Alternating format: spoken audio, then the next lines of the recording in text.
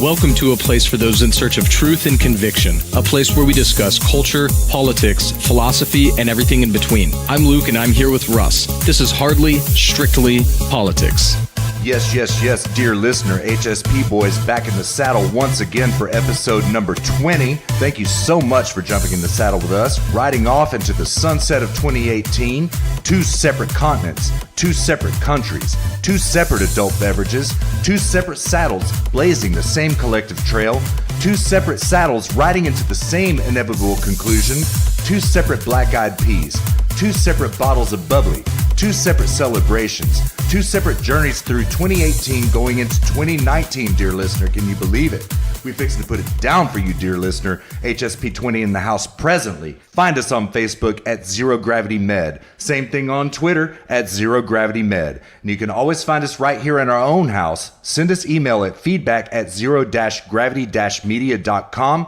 That's feedback at zero-gravity-media.com. Subscribe to us on iTunes, Stitcher, and SoundCloud, all three under Zero Gravity Media, dear listener, and we beg your support on this. Also, don't forget to drop by our website where you'll find our shows, as well as the ability to comment directly on each show, as well as to send us a message. We'll also be writing articles very soon, so, get ready for that. And also, dear listener, let me just say, if you want to write an article for us, please send us email at feedback@zero-gravity-media.com. We'll hook you up. You can write an article for us anytime. Man, Luke, how the hell are you doing, brother? What are you doing to wind down 2018, man? Good, dude. I'm doing good. One more thing, dear listener, do not forget to subscribe to us on YouTube. Oh, that's right. My bad. That's kind of new news, Luke. That's new news. That's updates right there, man. That's updates. Yeah. Yeah, man. YouTube now. Props to, shout out to Russ for that. Yeah, we YouTube now. Dear listener, Podbean, we YouTube. Which is Yeah. And we have a new player as well. I know I know SoundCloud can be kind of finicky sometimes and difficult to deal with. So we have another player as well on our website. It's Podbean, and you can listen to it using Podbean. And Podbean also allows us to port our shows to YouTube. Damn right. So just search for Zero Gravity Media. We'll show up at one of the top spots, and subscribe to us, and you can listen to us all day while you're working, and no one will be suspicious. Yes, indeed. Dear listener, this is a show-long goal of mine and Luke's, is to get on YouTube. So please, Luke, you know what, man? You know what? Here's to you, brother. I got a glass raised, man. What do you got? You got something wet? I know you got something wet. It's New Year's. I got a glass of red wine. All right, perfect, man. I got a glass of fine bourbon whiskey. That's for you right there, brother. Cheers. Yeah. And dear listener, we got big plans. We've thought about maybe doing comfy Friday night comfy post and a live stream on YouTube, taking super chat questions when we hit the requisite number of subscribers, and doing some live streams and really utilizing YouTube. So I would definitely encourage you to interact with us on YouTube as well as our website and everything else. But I would say YouTube and our website are probably going, and correct me if I'm wrong, Russ, I would say those are probably going to be our two main mediums. I would suspect so, sir. I would suspect so. Yeah. Mm-hmm. Yep. Yeah. But SoundCloud has been good to us. iTunes has been really good to us, dude. Let's face it. iTunes has been really good, man. So thank you so much. You corporate content providers, thank you or content hosts. Thank you very much. We do appreciate it. And, you're welcome for the content, quite frankly. So that's right, boy. So yes, dear listener, find us basically where we're at right now. We're not on iHeart yet. What was the other one, Luke, that we're trying to get on? There's a couple of others. Yeah, there's a couple others. Tune in. Tune in. That's it. Tune in. I don't know what their deal is, man. I don't know. I'm still waiting to hear back from them, man. Yeah, they just don't know what they're missing, brother. That's what's up. And so so dear listener, we're doing this. All right, Luke and I do this for ourselves. We love what we do, right? But we're trying to make ourselves as available to you as possible. So pretty much almost at this point in time, you can find us by the vehicle of your choice right now. And we want to make it convenient for you. You know what I mean? So, yeah. So we're there for you, dear listener. Always. And 2019, Luke, is going to be a very big year for Zero Gravity, for HSP, for Zero Gravity Cast, which is going to be rebranded, I know, but we're in negotiations about this right now, as it turns out. So, yeah. It's going to be unnamed and unbranded was not a sufficient enough name, so we have to. Indeed, sir. Indeed. All right, brother. You got New Year's plans? I don't. I'm thinking about it, but I don't have them yet.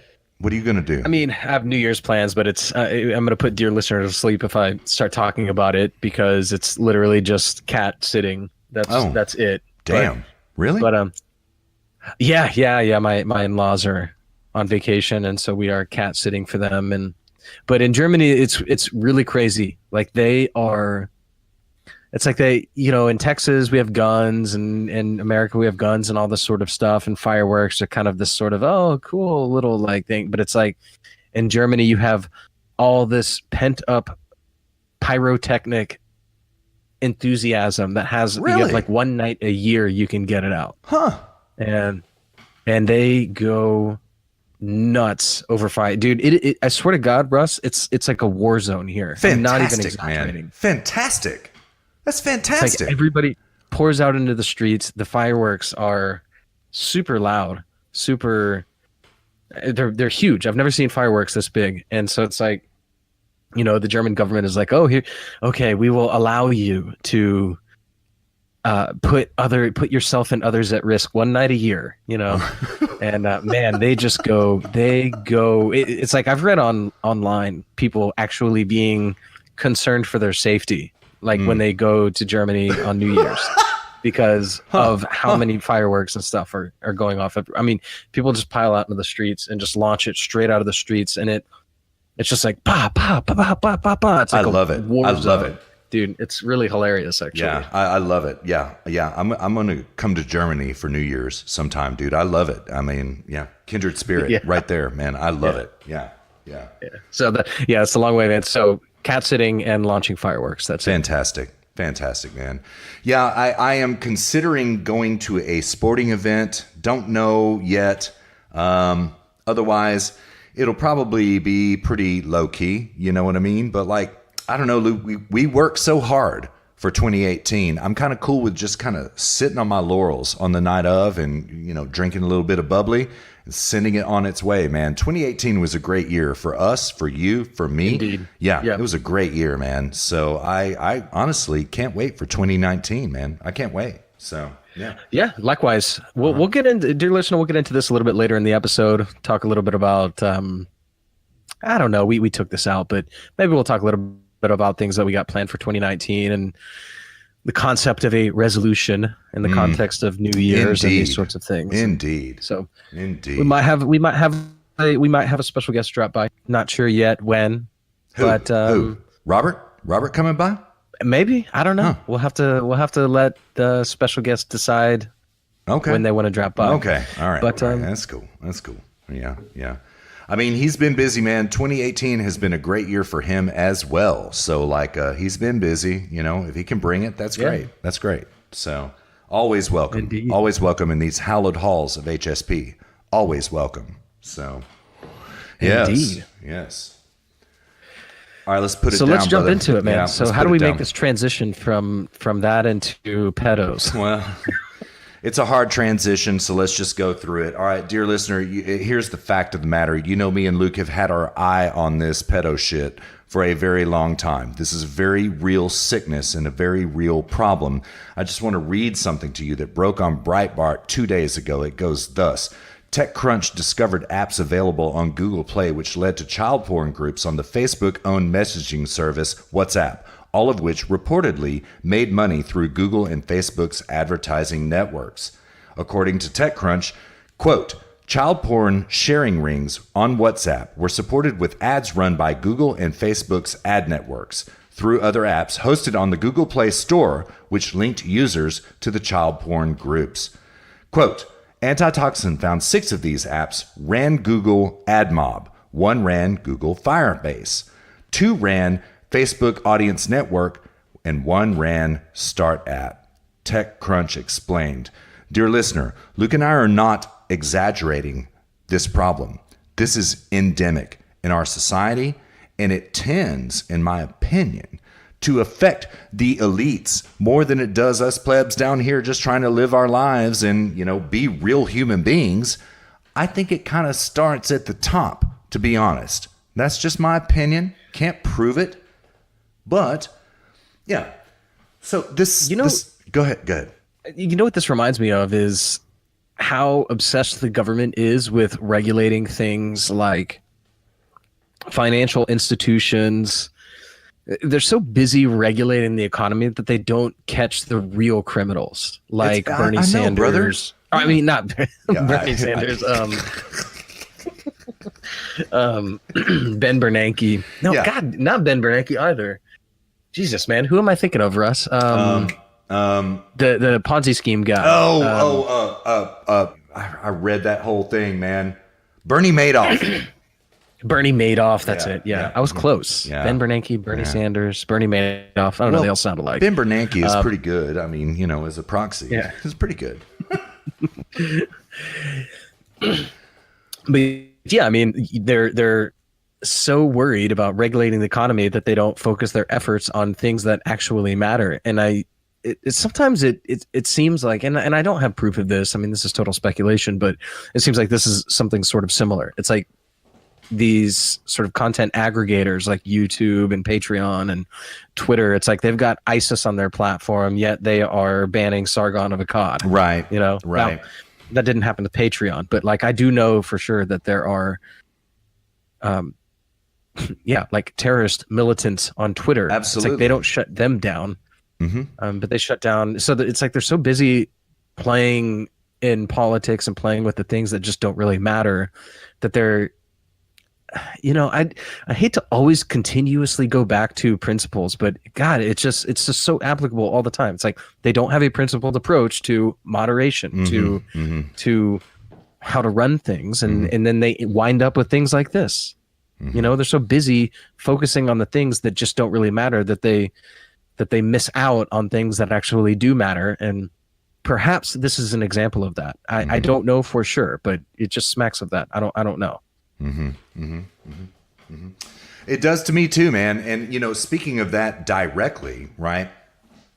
So there are literal ISIS jihadi groups that operate on Facebook. And Luke, something we never really got to, and we can kind of jump into it for a little bit right here. The two slain Danish and Norwegian women in Morocco, right, who were beheaded. And I watched the video. I watched it, dear listeners, so you don't have to. Yeah, I watched it. I didn't watch it. It's awful. It's awful, man. A couple of liberal virtue signalers, right? They certainly didn't deserve to lose their heads nor their lives for their liberalism, right? But these jihadi groups, to your point, literally messaged their mothers and posted those beheading videos on their Facebook pages. I swear to God, that's true. So like, I didn't. I was wondering how those videos got out. Yeah. Well, I'm not sure that was the mechanism by how they got out. I think the way it got out, and I can't prove it, is that the Danish girl, I believe that she posted some kind of sort of anti-white male, anti-man liberalism stuff on her Facebook and left it open on her phone right about the time the Jihadis came in and brutally raped them and then decapitated them. And because her phone was unlocked, they live streamed it to her Facebook, I believe. Is that what they did? I think so. I cannot prove that, Luke. I don't know, but I think so. Yeah. Jesus, man. Yeah, it's pretty sick, man. It's pretty sick stuff. So like really, they don't go after these people. Really? You go after Sargon? You go after InfoWars? I mean, seriously, man, Yeah, I mean, it perhaps is true that maybe these individuals that committed this crime, that murdered these girls. I mean, perhaps it's true that they didn't do anything that would indicate to Facebook that they need to be, deplatformed or removed or whatever. But I think it's fair to say that Facebook and these other platforms are probably, I don't know, man, dude. We're speculating here, but it's too much speculation. You're right. It is. Yeah, it is. but perhaps they're not putting the due resources in proactively finding them either. I don't know. I mean, I don't know. It just seems to me it's like, how can this happen so often with people on the right, yet these people who are truly evil seem to just not have much problems with this? I don't know, man. This is so much speculation. I don't even want to wade into this territory. Yeah, I agree. I cannot prove, dear listener, all right, for the record, I cannot prove anything that I just said. However, I have heard other people attest to this being true. I have not been able to verify those facts for myself. Okay. So they could be wrong, right? Nonetheless, I will not quote who said that stuff, but I did not cook up this theory. It's coming from other places. So yeah. Yeah, man. I don't know why these girls, I mean, so I went to Morocco. I wanted to hear your take on this. Yeah. Bring it. Yeah. I mean, I went to Morocco in February, and, in defense of these girls, I remember when we landed in Marrakesh, and when we landed, I remember looking out over, and it was just, you see these clips in movies, like war movies or whatever, like American Sniper, when they're like landing in Baghdad or something, and it's just sort of like a sea of beige 2-story buildings. It's in desert. Mm-hmm. It's like, that's what landing in Marrakesh feels like. That's what it not feels like. That's what it is.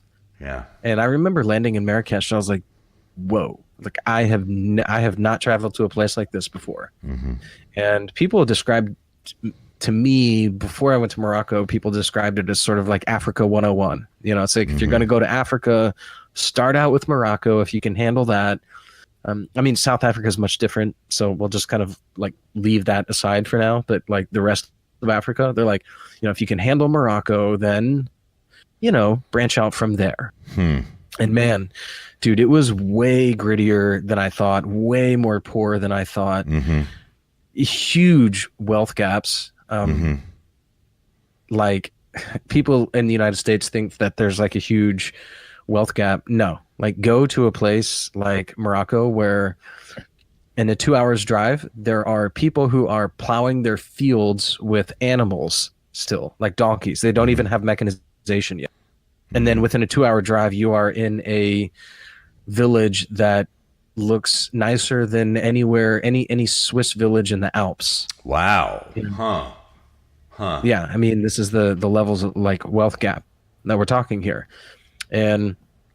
But most of Morocco is that sort of like non-mechanized agriculture, very, very poor. It's very religious. It's way more religious than I thought, than I realized. And yeah, I mean, we were, I'll tell you this story, Russ. And now, like, after this story about these two girls in Morocco, it's like this really sent gave me the shivers, I'll say. We were eating lunch one day in a town or a city called Beni Mellal, which is it's a couple hours north of where this murder happened.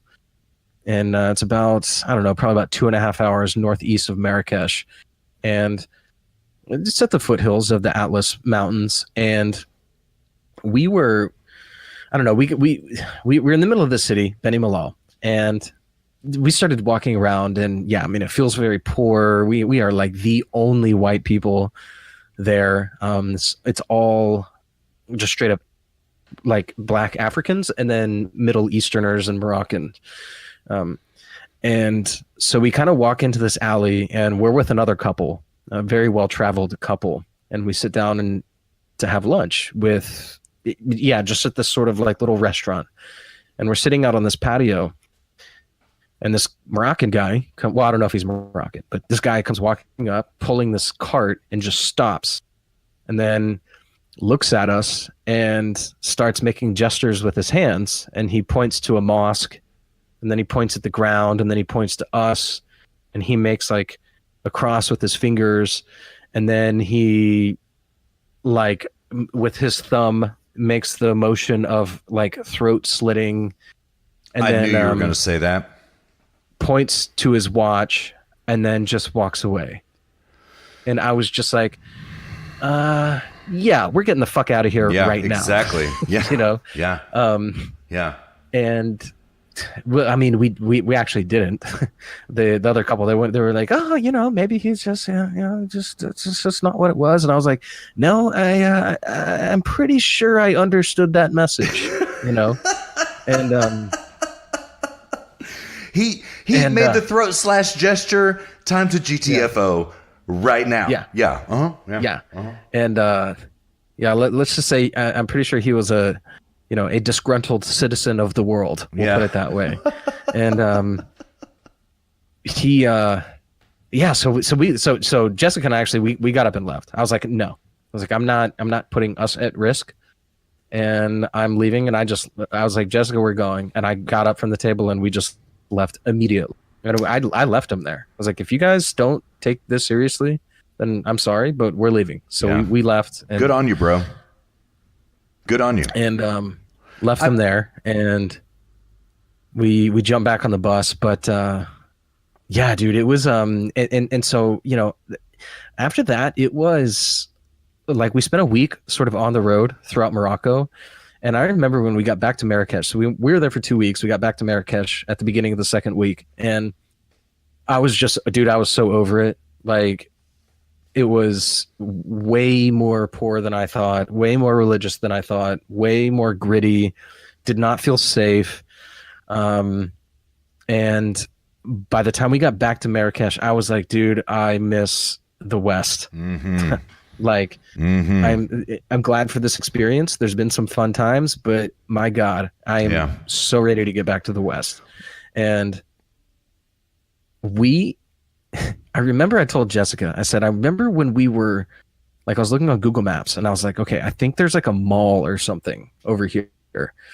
And we were walking through Marrakesh, and like, I remember we came upon this mall, and there was a Chili's. It was super modern. Everything was nice and new. It looked like Uptown Dallas. Oh, like, really? All of a sudden, out of nowhere, out of nowhere, it was like, boom, Uptown Dallas is pretty nice, bro. I mean, just to say, dude. Yeah, I know, and that's what it looked like. It was like brand new sidewalks, like huge, nice houses, and I remember, Russ, it was like that feeling of like coming upon an oasis in a desert. I swear to God, dude, I was elated. I was overjoyed. We went and ate at Chili's. I was so glad for corporate standards, and like, oh my God, I'm so glad I know what I'm getting to eat right now. This freaking burger and these quesadillas, Indeed. Indeed. And I've been there. I know what you mean. It was such a good feeling, man. Yeah. I mean, the thought that two young girls. I mean, look, that's what I was just going to say. What were they thinking, Luke? I mean, seriously. Well, I mean, they were probably thinking the same thing I was. Oh, hey, this is Africa 101. No, this is easy. This is safe. But like, dude, I'm not going to do this in Nigeria, but oh yeah, I'll do it in Morocco. Well, dude, but like, to be fair, you're a pretty formidable, situationally aware man, right? And like, okay. Like, for example, I don't think that these three jihadis would have been able to do to you what they did to these two girls. Well, I blame Eat, Pray, Love. I blame Eat, Pray, Love. That's what has ruined this type of woman. That's what I blame. But anyways, there's a couple things here. I mean, you need to be self-aware, first of all. Mm-hmm. You have to be aware that like when I travel with Jessica, I know she is a lightning rod for attention. She's a very good-looking blonde girl. Mm-hmm. Okay, so like my situational awareness is definitely heightened when she is with me, of course, especially when we are in places like that. Okay, so you have to be situationally aware, first of all, and secondly, I mean, this is why you lift weights. This is why you do things to present yourself. This is why you don't walk with your earbuds in. This is why you don't walk with a slouch. This is why you walk with a purpose. Because you do not want to present yourself as an opportunity. Like, don't be an opportunity. The lesson here is don't be an opportunity for somebody. Yep. Yep. Make it, have it when they look at you, they pass. Yeah. They'll wait for the next one. Yep. That's what you want. Yep. So this is like why you present. This is in a certain way. This is why you stay fit. This is why you lift. This is why you don't walk around with your earbuds in dangerous places. This is why you don't walk with a slouch. This is why you walk with a purpose, like you belong there. And context, situational awareness. Yep. Poor girls, man. Don't get me wrong. I think probably what it was is they just thought they were, they probably read online some blogs and, you got to watch for pickpocketers. But other than that, yeah, Morocco's a great place. And, there are some things about it that are great. Like, I encourage everybody, go to Fez, go to Marrakesh, and go to the Medinas. You will never see anything like that ever in your entire life. It's one of the most mind-blowing experiences I've ever had while traveling is the markets, the Medinas and Fez. And so I'm not saying don't go there, but what I'm saying is have context. Yeah. And really do your research before you go there. And I'll just end by saying this. I think these girls probably naively read a couple of travel blogs and thought they were going to go to the Atlas Mountains and go hiking for a month and this and that. And it's like, you gotta be careful. You gotta be more careful than that. You need to be more, not discriminatory. What's the word I'm looking for? Scrupulous. Yeah. You need to be more scrupulous in how you do your research and what you are going to do. Yeah. Yeah. I couldn't agree more, man. I have been to third world countries. I've never been to a Muslim country. I never have, right?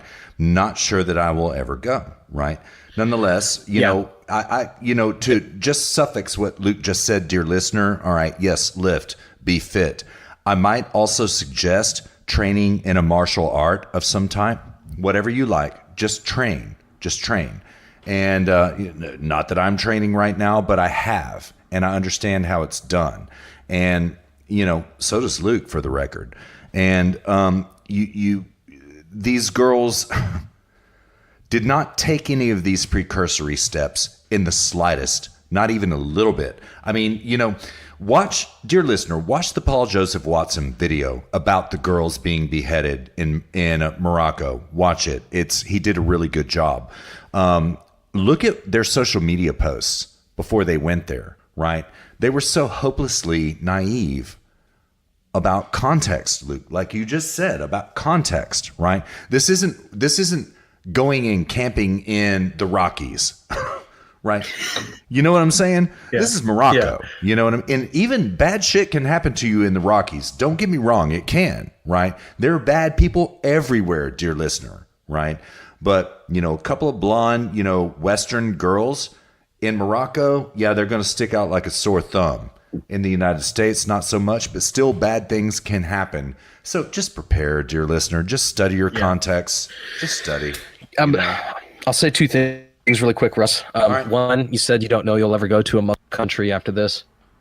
I would caveat that. I mean, I've thought a lot about this at this point. I would caveat that by saying I would never go to a poor Muslim country again. Fair enough. Okay, fair enough. So I'll go to Dubai. I have a good friend in Saudi Arabia. I would go to Saudi Arabia. So I would not. So it's the presence of both poverty and. That's a fair point. But you could really say any religion. Yeah, that's a fair point. Yeah, I agree. Yeah, I know a lot of idiots in South Texas that. Are these, I don't know, but they don't do it on religious grounds. Okay. So to be fair, but the poverty of both some sort of crazy ideology, or at least obsessed with some sort of ideology that mixed with poverty is just try to avoid that. There's not a lot you're going to find there. That's worth discovering. Yeah. I was going to make a second point about that, and I can't remember. Go on, Russ. Well, I was just, I was only going to close it out, man. I was into what you were saying, man. To be honest, I was into it. All right. So let me brainstorm. Okay. Situational awareness, context, preparation. Any of these make sense? Is that working for you? No. Move on to the next bit, and I'll think of it. All right. Let's just get up out of here. All right. So, dear listener, back up in the. You remembered it? You got it? Yeah. I just remembered. Yeah. Bring it. There was one more thing. So, if there is a white pilling thing to take away from this, now, I mean, there's nothing white pilling about this. It's just truly an evil, disgusting act and an entirely disgusting subject. But if there is one thing about this, so there's something about Morocco that you should know. It is not a free country. It is a totalitarian state, and it is an authoritarian state with a king. And one of the things that Morocco takes very seriously is their tourism industry. So that's where they make a lot of their money. These guys are, I'll just say this, you will never hear from them again. They are BTFO'd beyond belief. And the king of Morocco will do his bidding with these individuals because this is going to cost them dollars. Yeah. So, and they have also arrested 19 in connection with these murders, not just those 3, 19 people. Yeah, and it was also part of that intelligence has led to an arrest in Switzerland. It led to possible terrorist activities in the Stuttgart airport. Yeah, that's right. I knew about that one. Yeah. All that is like coming from Moroccan intelligence based upon this. So Morocco, don't everything that we just said, like Morocco is not some like hellhole. Don't take it that way. Yes, there's a lot of poverty there. Yes, there is a lot of Islam there, but it is not, in my opinion, Islam as such. The king is an authoritarian and a totalitarian, but also very friendly to the West. And this is a huge blemish on the record of Morocco. And like I said, you will never hear from these individuals ever again. Yeah, they gone. I agree. They gone, man. Yeah. Mm-hmm. Yep. Jihad is over for you, bro. Sorry, man. Jihad is over. Yep. All right. So one last footnote on this, Luke. We were talking about this pedo garbage, horrific, factually true information being supported by ad revenue. Just a little suffix to this. Speaking of ad revenue, I quote from a Zero Hedge piece, "It's all true. Everything is fake," tweeted former Reddit CEO Ellen Powell regarding a Wednesday New York Magazine article which reveals that internet traffic metrics from some of the largest tech companies are overstated and fabricated. In other words, they're bullshit.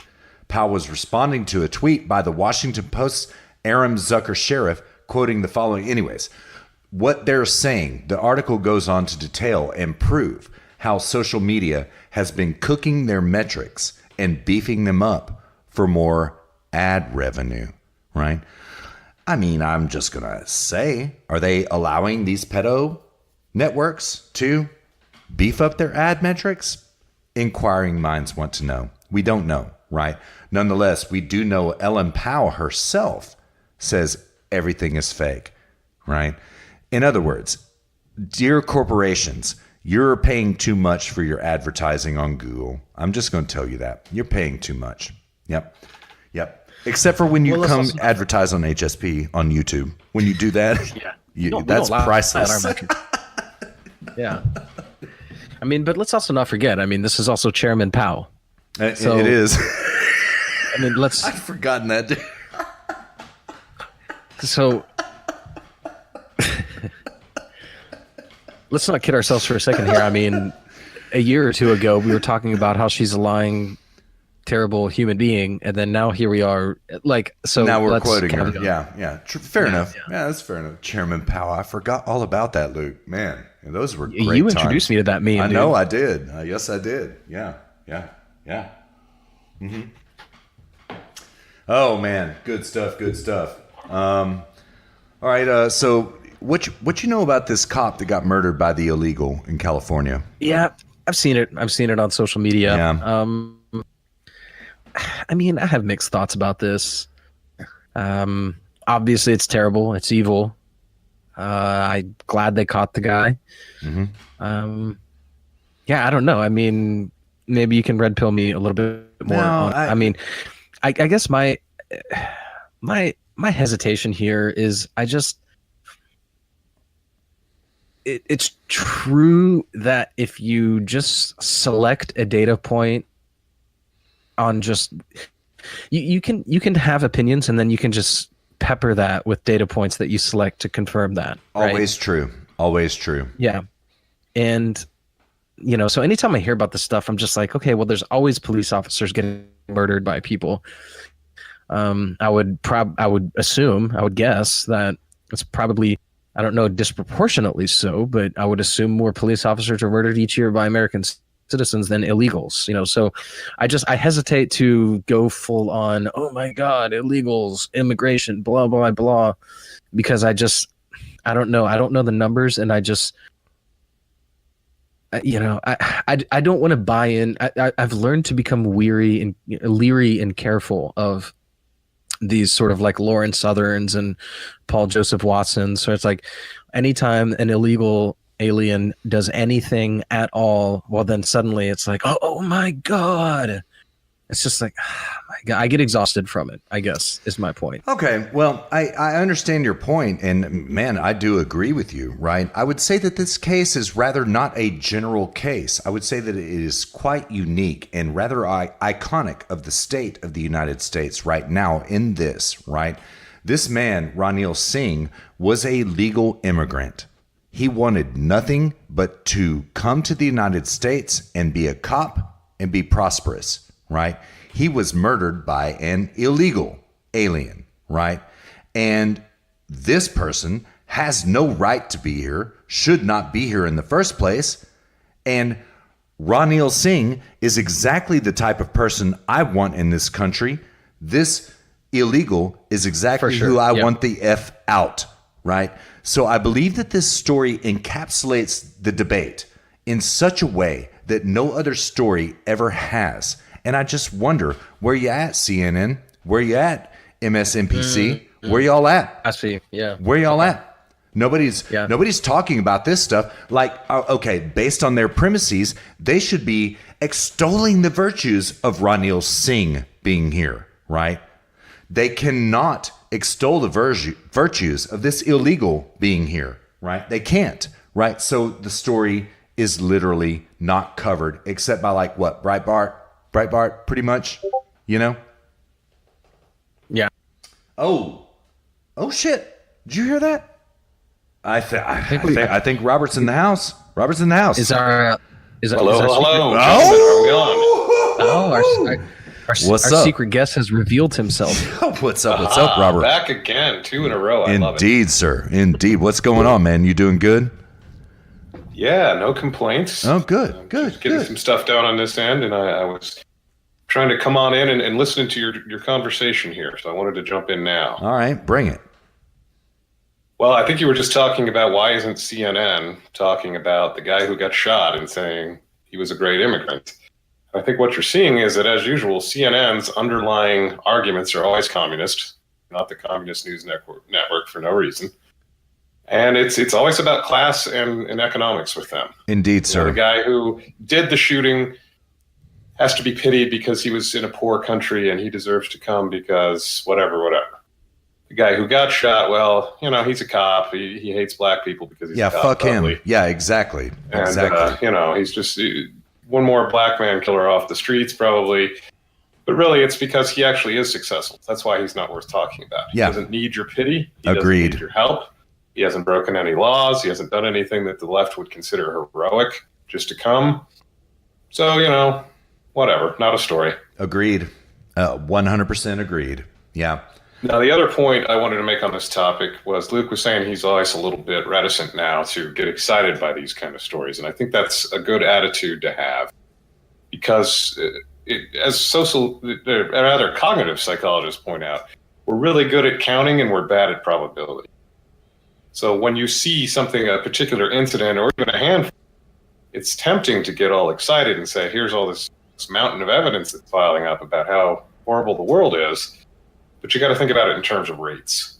As Luke said, how many cops are shot, period? How many are shot by white people, by citizens, by all the demographics everyone loves to break down? Okay, bro. Can you accept the premise that this son of a bitch should not have been in this country in the first damn place? Can you accept that premise? So we can go on two prongs for that. Okay. According to what our laws are at this moment, yes, I can accept that premise. It was illegal for him to be here. Okay.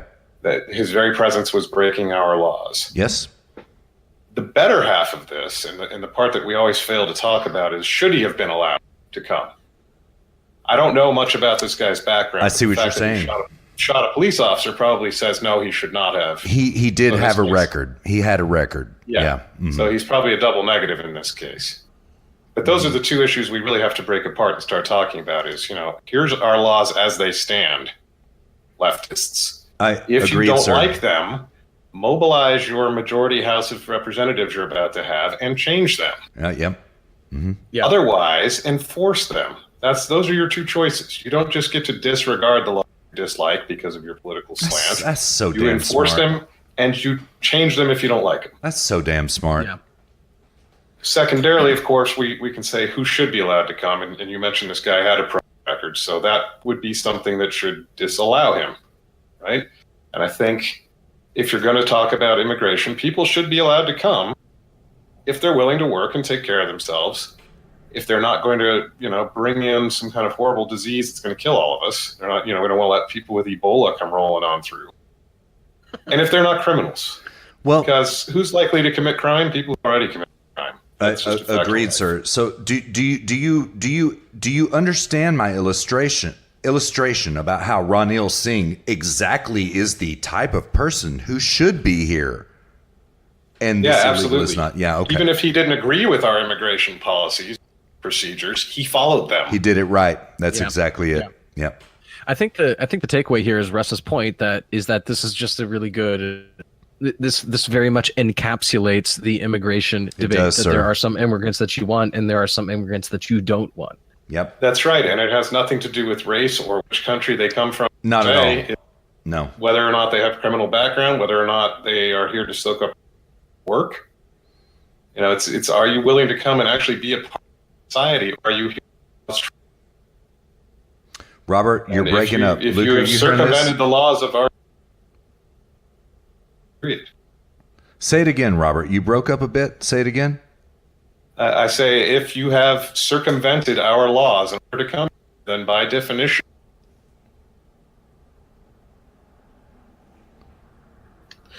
Robert, we lost you again. Yeah. You're something's going on. You're not even. Yeah, you're breaking up, it's not even showing that. Yeah. Yeah. Hello, can you guys hear me? Yes, sir. Yeah, yes, yeah. sir. Now we can. Last thing we heard was circumvented. Okay, so one last time here for the cheap seats in the back. If you have come here and you have circumvented our immigration laws to do so, by definition, you are here to cause trouble. Agreed. Yeah. You are a criminal. You are literally a criminal. Yes. Yeah. Yeah. Now, the left tends to paint anybody who's poor as a victim. And, if you're caught in Guatemala or Honduras, it's a bad situation. I'm not going to say it isn't. But you're not a refugee. It's not like you're coming from Africa where there's literally a war. Right. The wars that were tearing Central America apart have been over 20 years. Yep. So being poor doesn't make you a refugee. Yep. It is possible to come here from Central America or Mexico or Eastern Europe or Asia or anywhere through proper channels. Yep. Yeah. Yep. Yep. So we need to see this for what it is, which is a leftist ideology play. It is about poverty and it's about handing out loot. And they try to throw the guilt of racism on top of anybody who disagrees with them because that always works. Absolutely. Yeah. It is about the fact that the United States is becoming a socialist state. When you get right down to it, it is becoming a welfare state. And it has been since really the New Deal. That really is when it's been started, right? It got amped up on steroids by the 1965 Immigration Act, right? And the Hart-Celler Act, to be precise, right? And uncoincidentally, you've got the Great Society. We're going to take care of everybody, and security gets ramped up in the 30s, and so there's all these things going on, that all gelled together. Yep. And they all spring from the same place, so it's a pretty natural fit. So coincidental, isn't it? Though. No, it's not. It's orchestrated deconstruction of a nation is what it is. And It smacks of little children to me, where they don't really understand where wealth comes from. Seems like there's plenty of it, so they can just, skim a little off the top and hand it out. They don't understand. People respond to incentives, which I think I've mentioned before, and that wealth has to be produced. So if you start incentivizing people not to produce it because you're just going to take it from them, what the hell do you think is going to happen? Right. Yeah. I was actually going to say, I mean, I don't think this is a deconstruction of a nation. I think it's the destruction of a nation through construction of other things. Like, okay. Yeah. I mean, yeah. Yeah. I mean, the original intent of the United States was really just to set a framework and leave it alone, basically. Figure out how to best prop that framework up. I mean, that was the point of legislation, the courts, and things like this. But now they're trying to take that and sort of jam a square peg into a round hole, so to speak. Agreed. And that's more semantically correct entirely. I did use the term deconstruction on purpose to use the postmodern buzz term intentionally. Yeah. I figured you did that. Yeah. But you're linguistically, semantically correct. 100%. That's right. Yeah. So should we move on to pedos? Or no, wait. Are we done with pedos? Yeah, we got that. All right. Well, this is a good place to talk about the wall, man. We want to talk about this? First of all, we have the shutdown, man. The shutdown. Yeah, I mean, I think this all plays in nicely. It's all the same same thing. It fits together nicely. Yeah, it's all the same thing. All just bricks in the wall, man. Indeed, though. Indeed. Yeah, man. It's so funny. It's funny, Robert. I listened to Pink Floyd back in the day, and The Wall horrified me. And now there is nothing more that I want than a wall right now. Build the wall. Build the wall. The German wall, Luke, horrified me.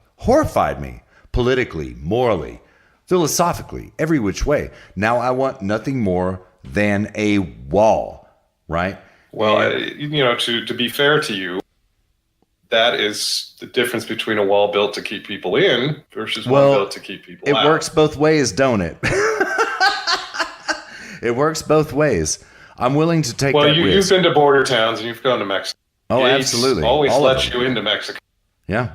It just doesn't swing the other way. Yeah. So true. All right, dear listeners, so where we're at, I read from Breitbart right now on 12/28. President Donald Trump threatened to close the southern border on Friday if Democrats continued blocking funding for border security. Quote, "We will be forced to close the southern border entirely if the obstructionist Democrats do not give us the money to finish the wall and also change the ridiculous immigration laws that our country is saddled with," Trump wrote on Twitter. He did. I was so proud of him. The president commented on the ongoing funding stalemate as the partial government shutdown continued into the 7th day. Trump added that he was willing to freeze economic activity between the southern border and even in trade with Mexico. Do it, God Emperor, do it. Gentlemen, this is the clearest line in the sand I've ever seen drawn since the Alamo. Seriously, do it. I'm gonna believe it when I see it point with Trump.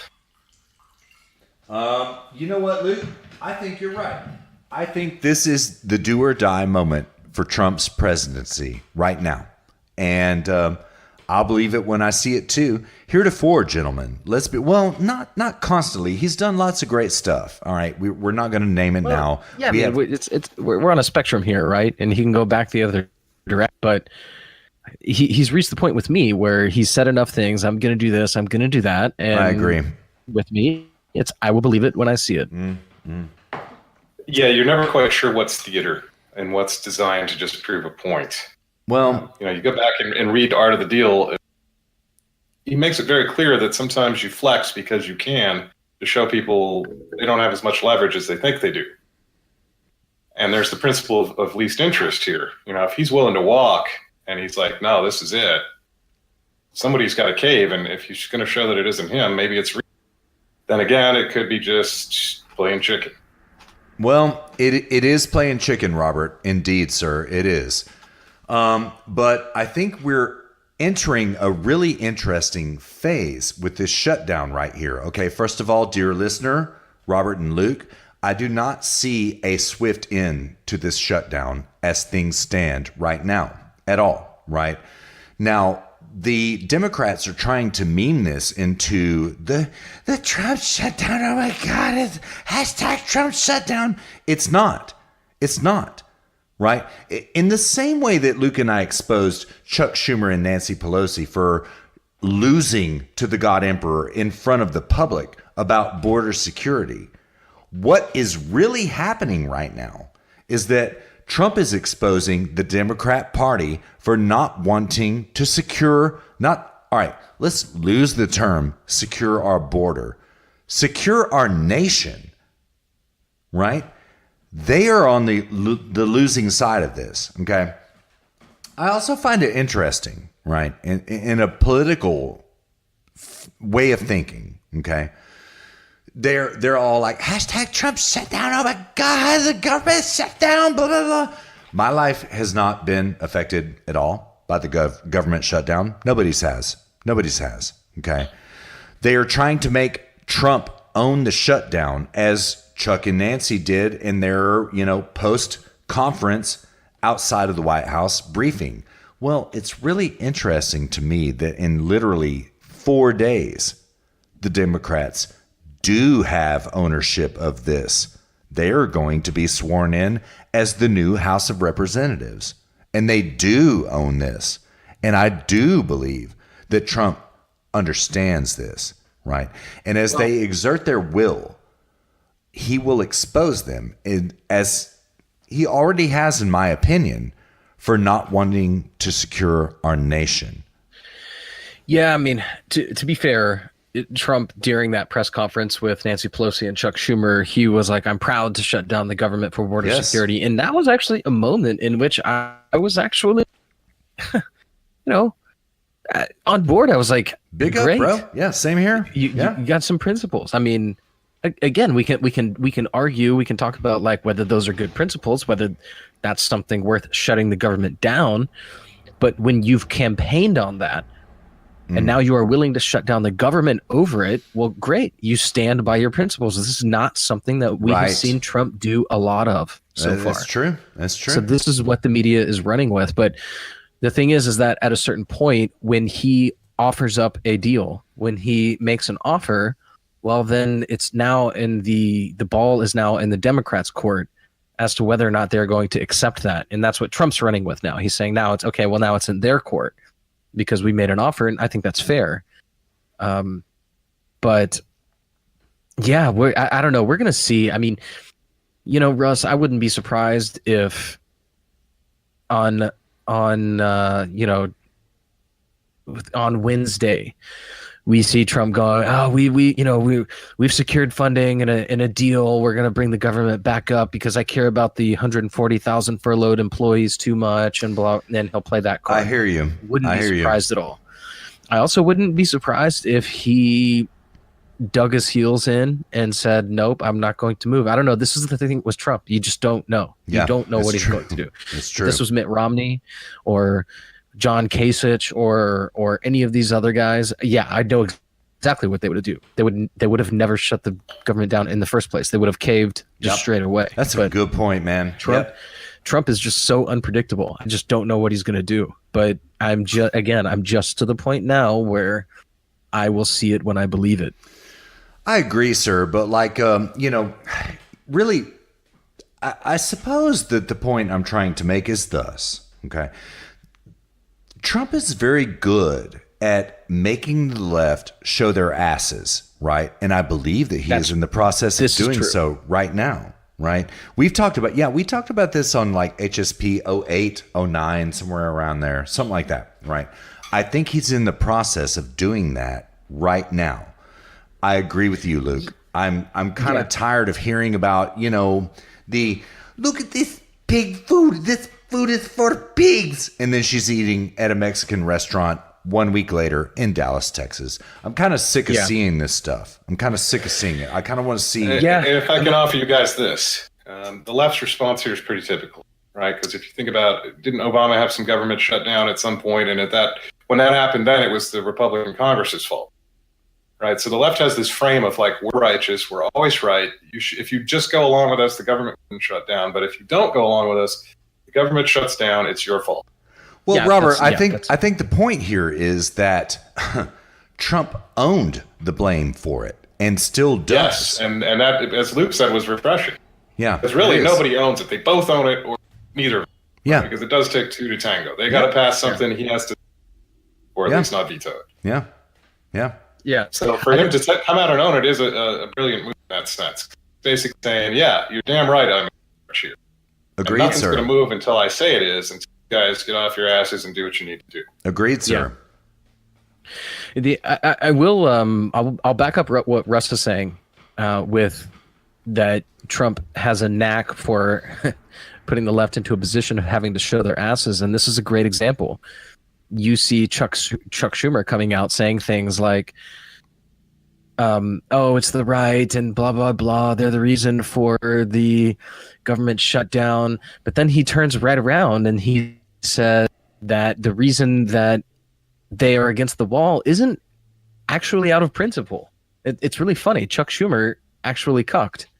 I don't know if you guys saw the sound clip, but he was saying the reason he's against the wall, in his words, was that it's ineffective and won't work. Oh, yes. I was just like, oh my God, dude, you are cucking. Like, when the left goes to pragmatism, that means they're not sure. Indeed, sir. Yeah, exactly. And this is when Trump just has them in a tailspin. And again, it's very childlike. You can almost imagine a 10-year-old saying that. Well, it wouldn't have worked anyway. So we just won't do it because it's not going to work. Exactly. Right. You're a poo-poo head. Yep. Yeah. Yeah. Something like that. Yeah.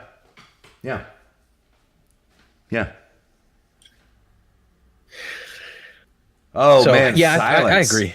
I think Trump is. I don't know. I mean, the white pilling thing is he just knows how to play them like a fiddle. It seems the black pilling thing is. I don't know whether he's playing everybody like a fiddle. I don't even know what fiddle he's playing. Yeah, sometimes, exactly. So yeah, like I said, I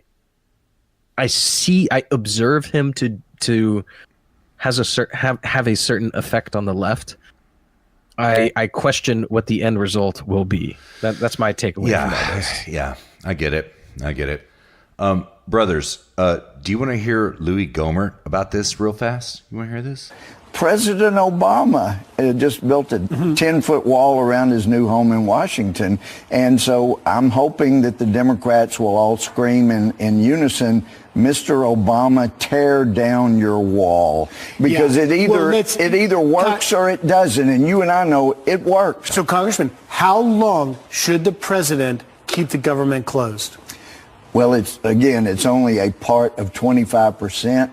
And because we keep seeing people losing their lives without one, you do it till hell freezes over. February? Till hell freezes over. Until hell freezes over. Wow, man. Louis Gohmert, man. He's big time now. Yeah, man. Moving up in the world. Yeah. Wow, dude. Yeah. That's actually really impressive. It is. Yeah. I mean, and it's heartening. Wow, Sean Hannity. Yeah. Well done, sir. Yeah, he did. He did. Host. Yeah. And by the way, Luke, formal prediction. Okay. So did Bongino host 2 episodes of Hannity. I predict formally that Bongino is fixing to have a show on Fox News in 2019. Yeah. Yeah, I mean, that wouldn't surprise. I mean, I wouldn't be surprised if that was part of why he left NRA TV. Yeah. And CRTV as well. He had a statement on Friday about it. Yeah, man. Yeah, it's probably Fox News and these people telling him, okay, cool, you've proof of concept, well done. Now get the hell off there and sign a contract with us. Yep. We'll put you on in March or something like that. Something like that. Yep, something like that. Yeah. Well, now how about the substance of what he was talking about, which was how long is this shutdown going to go? Well, I think that's the right attitude to take on this. Yeah. Because if you believe that the thing you're holding out for is the right thing to do, then as a principled approach, you should stick to it as long as it takes to get it. Yeah. I agree. 100% agreed. Yeah, I agree. Yeah. Again, there's always room to discuss what are the principles. Do you agree with them or not? But if you are going to have them, then they are worth sticking by. If you are going to have principles, then they are worth sticking by because they are the definition of having principles, right? Right. Yes, exactly. So, yeah. If you cave when it becomes inconvenient, you're just a pragmatist. Right. Yeah. Yeah. Now, the one thing I'm going to have to disagree with him is the way to solve corruption in Mexico, because in the whole issue of drug flow, you can make it more and more difficult to bring drugs into this country, illegal drugs, that is. They're still going to find a way. We've seen that time again. They get more and more creative and things get crazier and crazier. And the more you tighten that noose, the more you create an incentive for people to try harder because you're driving up the price, basically. Right. But I don't think I agree with him on that point. I think the only thing that's going to solve the drug crisis and corruption and the crime surrounding war on drugs is to end the war on drugs and have a mechanism by which people can safely and responsibly use these drugs. Yeah, I would agree with that. I was thinking the same thing. I would agree. If I would push back on him, it would just simply be that I don't think that I personally don't think that the war on drugs right angle to take. I think it's just like, okay, if it's so out of hand that we are incapable of enforcing our laws, then we have to build a wall. I mean, I just think it's no more complicated than that. I mean, we have to put something in place that forces people to follow our laws. Yeah. And that's the wall. I don't think you need to mount any more of a defense than that. I don't think you need to find new angles or anything. Yeah. I think Trump has dipped into this angle. Talks about MS-13 getting across the board, things like that. Because what empowers MS-13? Well, again, crime, most of it probably being drugs. Yeah. But I mean, when Trump does that, it's sort of as if to say, oh, well, if it wasn't MS-13 and it was just innocent people crossing our border illegally, then he would be okay with it. That's why I don't think it's the right angle. Exactly. It's either you follow the laws or you don't. Yeah. Former Chief of Staff John Kelly just dropped a groundbreaking interview yesterday for the LA Times, right? And he virtue signaled for illegals and virtue signaled for open borders, kind of, right? And he was like, well, really the problem is that you need to just, stop drug demand in the United States. That's really the problem here. Okay. I have a big problem with this because I'm kind of like Tucker Carlson about this. I'm tired of the United States being guilty for everything, right? Just stop the war on drugs. Just decriminalize drugs all the way around, right? If you want to take drugs, well, then do it, right? You can't have welfare. You can't keep a job, right? You check out of society and we are not going to support you. But like in the United States, if that's what you want to do, then fine. Anyways, the point is this, gentlemen. I did not like John Kelly's prescription of guilt upon the appetite for drugs in the United States. The appetite for drugs is everywhere, in every country, everywhere in the world, right? We're not guilty for bringing in fentanyl, right? The Mexicans kind of are guilty for illegally bringing in fentanyl into the United States, right? Just drop the whole war on drugs, right? Drop all the drug laws, I would say. Yeah, the best way to get rid of the demand for drugs is let everybody have them. Yeah, quite frankly. Agreed, sir. Yeah. Yeah. Because people love what they can't have. I think we all, kind of, if you're alive on this earth and lived more than 10 years, you kind of realize everybody can have. Yeah. If you make it no big deal and you make it cheaper, people will experiment, no doubt, in the beginning. Yeah. But it's going to die off like anything else. Personally, I don't know anybody who's like, man, if only heroin were, I'd be all over that shit. True. You know, it's like there's a certain group of people that have a predilection to that. Either there's trauma in their past, history of addictive type personality thing. Most people are going to find their way down the hole, no matter the legal status. Yeah. The rest of us are going to do what we do. I mean, I don't get up and go to work every day because, dang it, heroin's illegal. I wish I could hang out and be a junkie. No, it's because of a happy life. Yeah. Yeah. Yeah. Indeed. And this is where I would ask Luke, have you been over to, say, Amsterdam yet, or drugs are generally more tolerated? Yeah, I have been to Amsterdam, not since I've lived here, but several years ago. Was it a hellhole of chaos? And right, it's not around true. the citizens or anything? No, absolutely not. I mean, the same thing. It's like when Colorado legalized marijuana. Or Dutch citizens, rather, not Danish. Yeah, like when Colorado legalized marijuana, it was like I think I posted on my Facebook or something when that happened. It was like, tomorrow morning, marijuana will be legalized and all hell will break loose, and like literally nothing happened. Nothing happened. It was a nothing burger. Nothing ever happens. It reminds you of the Y2K thing, right? Like it does. It was just another day. Yeah. Yeah, I mean, the thing is, like, if you legalize something like heroin, God, there's going to be so many addicts and blah, blah, blah. Well, okay, when that happens, this is when the markets kick in. And then you have private companies coming in and innovating around rehab centers and making rehab more affordable and all these sorts of things. I mean, all of this stuff works itself out like in the markets. And we might actually get a rehab system for once, instead of just teaching people how to do harder drugs. Huh. Yeah. Yeah. Yeah. Yeah. So, yeah, I mean, I have zero. I mean, first of all, like, the moral understanding of this is that the government just has no right to tell people what they should and shouldn't be putting in their bodies. Yep. I think companies have a moral responsibility to say what it is people are putting in their bodies to the best of their ability, given research and science and technology.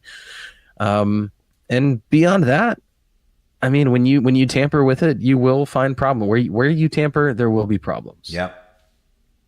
It's just, and in my mind, it's just no more complicated than that. Yeah, I agree entirely. Yep.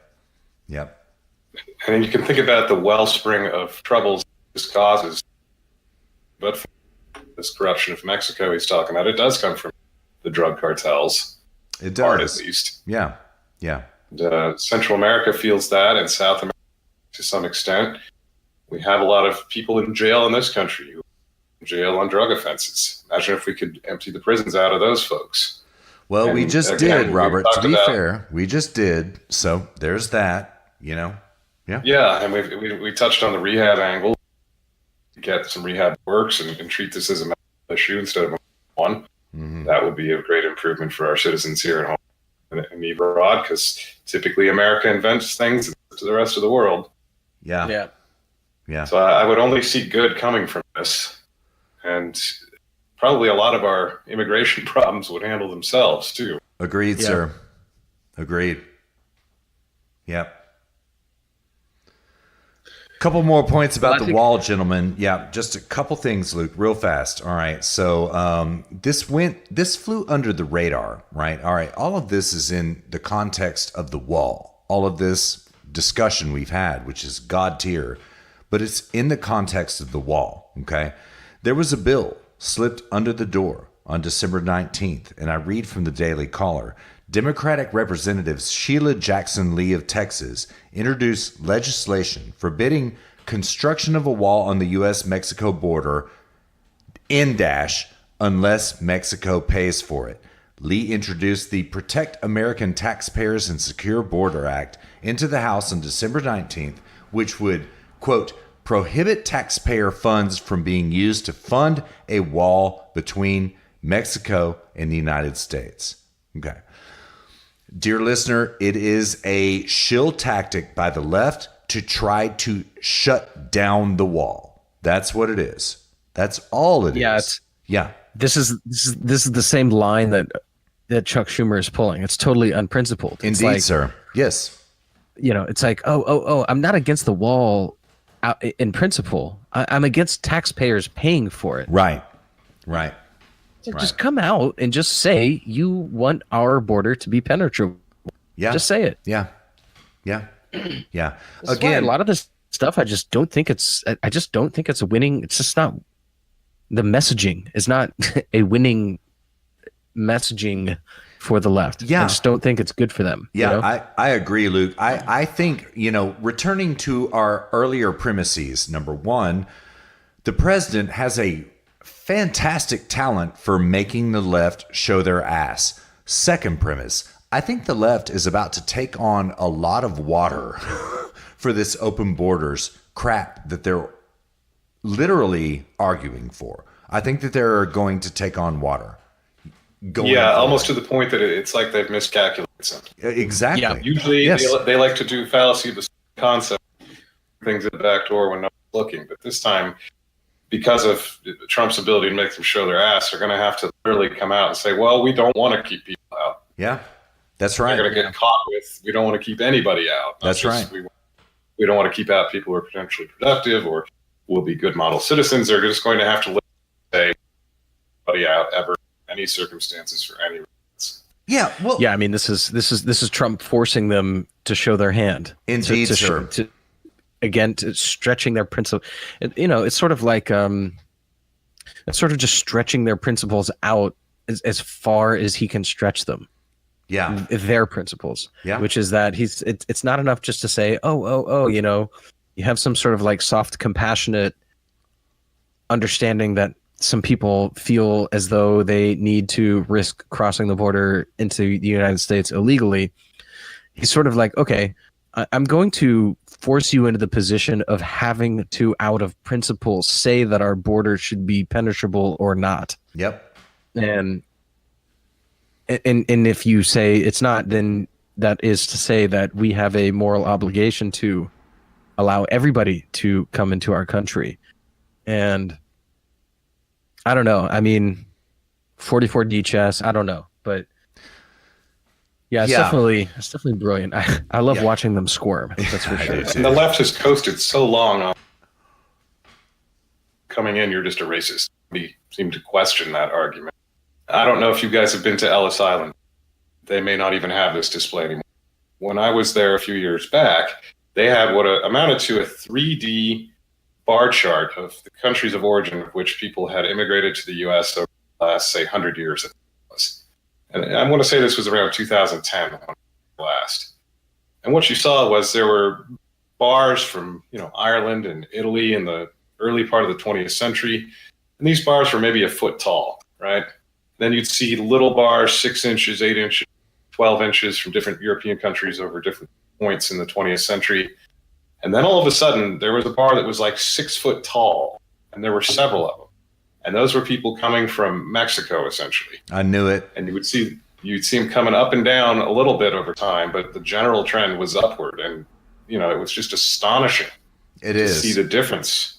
When you think about mass migrations in history class about, so many Italians war, and it was a big problem and whatever. And you see those are like 12-inch bars, and you see 6 foot bar Mexico starting in the late 80s. It's just astonishing. Yeah. And so to say that we're somehow racist is laughable, because we've let in people from, first of all, everywhere when you see that display, in varying numbers. Yep. And then we've let in Hispanics like there's no tomorrow. Yep. I think the population of the U.S. has grown by 100 million people in the last 5 years, doubling. Basically. Yes, sir. Yes, sir. Almost. Yes, sir. Not quite a doubling, but it's on its way to be a doubling. Yeah. Yeah. Indeed. So, I think the left is going to have to do better than racist. Yeah. It's just straight up nonsense. Yeah. Yeah, it is. It is. And to your point, Robert, there was a God tier motion graphic, right? It was not an infographic. It was a motion graphic that came out on the Visual Capitalist just yesterday that charted immigration into the United States as if you're looking down, like, okay, gentlemen, imagine you saw a tree down and you look at the stump there and you're looking at the growth rings of the tree, okay? Well, it mapped it out by continent, and it confirms precisely what you just said, Robert. Precisely. Essentially, there is no European immigration at the moment. There is really only, at this moment, Chinese, Indian, Asian migration, right? But beginning in 1990, it was all South American, all of it, It is astonishing to watch. Dear listener, watch it. Go to thevisualcapitalist.com. It's right there. You'll find it. I suspect you probably mean Central America and South. Yes, I do. Fair enough. Yeah, that's true. Yeah.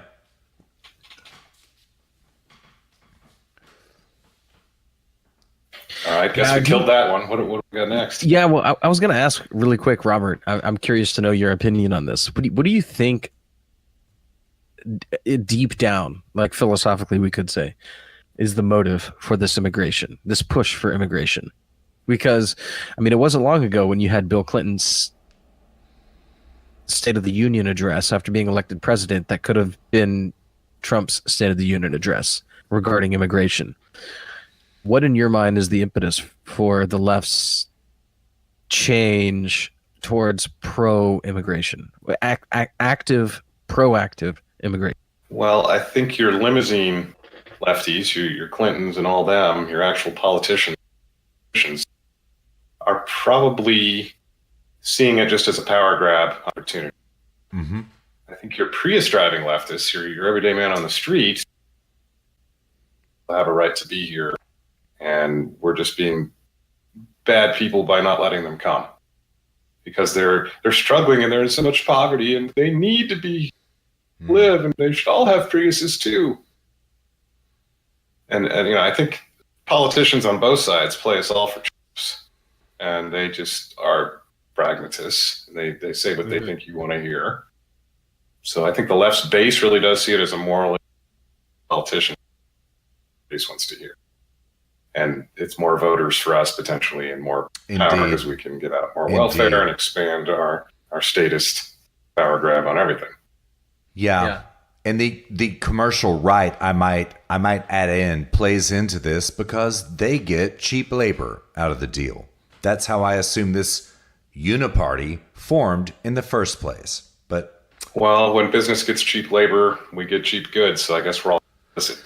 Well, if it were only true. I'm not too honestly concerned about that, but you also have the EU politicians, and I think the EU, specifically Germany, is already making a heel turn. I received a letter from the German government just about a month ago telling me that, because I'm here on a work visa, and in November I'm eligible for citizenship in Germany, and next November. And I received a letter saying that I had to take 600 hours of integration courses, or they were going to deny my next visa. What? Yeah. That's certainly a shift the other direction. Yeah. Maybe you should just check the Ethiopian box. Yeah, exactly. Well, exactly. But this is everybody. I think they're realizing that this was a huge mistake. 75% of the African immigrants, refugees. This is, nobody likes it. 75% of them are unemployed, and they're living off. So I think they brought them here for the same reason they brought the Turks in the 60s, the Turks and the Italians in the 60s, into Germany. Was basically, anytime you hear we have a labor shortage, what that really means is we have an unfunded liabilities shortage. Or we have a shortage of funded liabilities. So we're not making enough to pay our Ponzi scheme. Yeah, exactly. So they bring. So this is what happened in the 60s after World War II. So many German men died. So many of the working men died, and they have this Ponzi scheme set up. So they're like, oh God, we have a. So they rebranded as a labor shortage, and then they bring in a bunch of Italians and Turks to pay taxes, and that buys them, a generation or two, and then. Of course, it's a Ponzi scheme. It's a pyramid scheme. So they have to. It's just this vacuous black hole where they have to bring in an ever increasing number of people. And this time it was Africans, but then they come in and they're actually bleeding the system. They're doing the opposite thing, and I think they're actually. I don't know. I think they're kind of realizing now that this was a huge mistake. And I agree. I don't know. I wonder if the left would do the same. I don't know. I think the European politicians are much more practical than. I think the American politicians are much more set in their ways and principled. The European politicians are much more pragmatic, and they're just kind of like, "Oh shit, that didn't work. All right, well, let's reverse." It might be a matter of level and position. If I recall, Merkel was one of the ones preaching about the moral duty of the West to take in refugees from war-torn Africa. Yes. Oh, yes. Absolutely. Oh, yeah, yes. absolutely. So maybe your local members of parliament or whatever they're called in Germany are more, certainly at the very tops of German leadership. They're all up on a moral high ground. Well, no, I received this letter from the federal Bundesrepublik. From the bureaucracy, the machine. Yeah. Well, Now, I'm going to give you guys a drug war discussion here. Wouldn't it be easier to just eliminate the welfare? Kind of a indeed. reversal. Absolutely. A contrapositive. Absolutely. It seems to me that if you're not willing to choices, one, get rid of the welfare so the incentive to come isn't there. Yeah. And secondarily, enforce all the rest of your laws. Yeah. I've not been to most of Europe, and I'm not an expert in their politics, but I see these headlines about countries not prosecuting people from Muslim countries, not prosecuting Africans for fear of being called racist. And they're getting away with robberies and murders and rapes. Child marriage. Yeah. You've got to enforce some laws here. Mm-hmm. Your immigration, you're going to have to be extra. Yeah, I mean, this is the plague that is multiculturalism. So right? it is. I mean, it's just we can't judge them. They're just different. And we can't cast our moral understandings of the world. We can't cast our worldview upon them. Cultural relativism, to be precise. Cultural relativism, rather, to be precise. Yes, it is. Yeah. And I can remember a time, at least in the United States, when if you made some baseless accusation, pretty, serious thing, you couldn't just go to your teacher and be like, you gave me a Hispanic or Black or Asian or whatever your flavor of the week is. That would be, a pretty serious accusation because that has potential to damage people's reputation. But now it's sort of automatically assumed that if somebody who isn't white didn't get a good grade, well, the teacher's biased. Yeah. There's no evidence required, apparently. Yeah. And even if the teacher said, no, I'm not biased, they'd say, well, we know you don't think that, but it's your inherent bias that you're not aware of. Indeed. Yeah, they sort of got past the initial response was, well, of course you're going to outing you, racist you are. Enough people rejected that notion to say, yeah, okay, now it's this inherent bias thing, which is the most insidious thing I've ever heard of. You don't actually know your own mind. It's your inescapable bias that you were born with. Yeah. Yeah, if you don't do things that are positive to me, you're a bad person. Yeah. Yeah. All right, Russ, I propose we go on a break and then come back and hit Syria, Fed, ginger snaps, New Year's resolutions, and grab bag special. Man, we still got so much more to do. That's pretty good. I wanna throw in one last thing before we go. Going back to what Robert just said about Merkel, okay, Angela Merkel. She did just say 2 days ago that nation states need to be willing to give up their sovereignty, literally, for immigration. That's what she said, right? Luke, that's what you're dealing with right there, brother. I hope you take note of it. Yeah. I hope you do. Yeah, totally. I read that whole article. I read it in depth. Jessica and I talked about it. Good. I mean, this is why she's stepping down. It is because nobody agrees with that. Indeed. The German people seem very cocked and very liberal, but in reality, they're actually very, very, very, very based and red-pilled. Yeah, I know it. Unlike the Frenchies, it's sort of like or the Swedes. Yeah, it's sort of like that person who repressed their emotions their whole life versus somebody who's overly emotional. This is like the French versus the Germans. It's like the overly emotional person is like the French, and they're just sort of like a fly buzzing around, sort of annoying the whole time.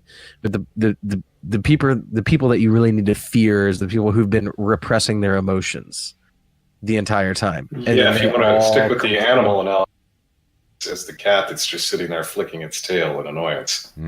Yeah. And you don't want them to lose their shit again. We've seen what that does. Yeah. This is the Germans. So they seem like they're just willing to be just slapped around, but I mean, I live in the German villages. I talk to the German villagers. That's most of the country, by the way. And they're not on board with this. I'll say that. Good, man. Good. All right, let's get out of here, man. We going to take this break? Yeah, let's do it. All right, dear listener, thank you so much for riding along with us. Robert is in the house right now. We are so glad to have him. Give us 15 seconds of your time, about maybe 10, 15 minutes of ours. We'll be back at you before you know it.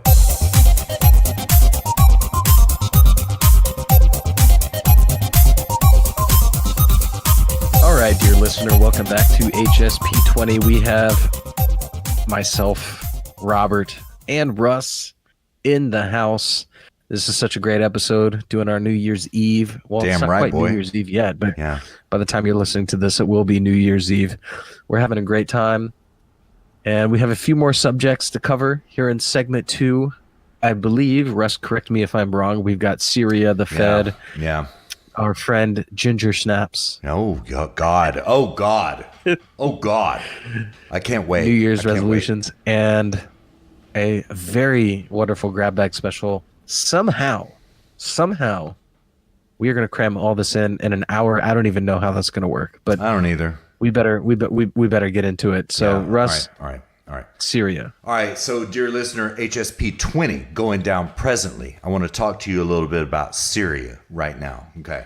I had some dear listener feedback, Luke, after our Christmas episode where I made a comment about you know what? I feel bad for the Kurds, but that's not enough reason to keep us in Syria, right?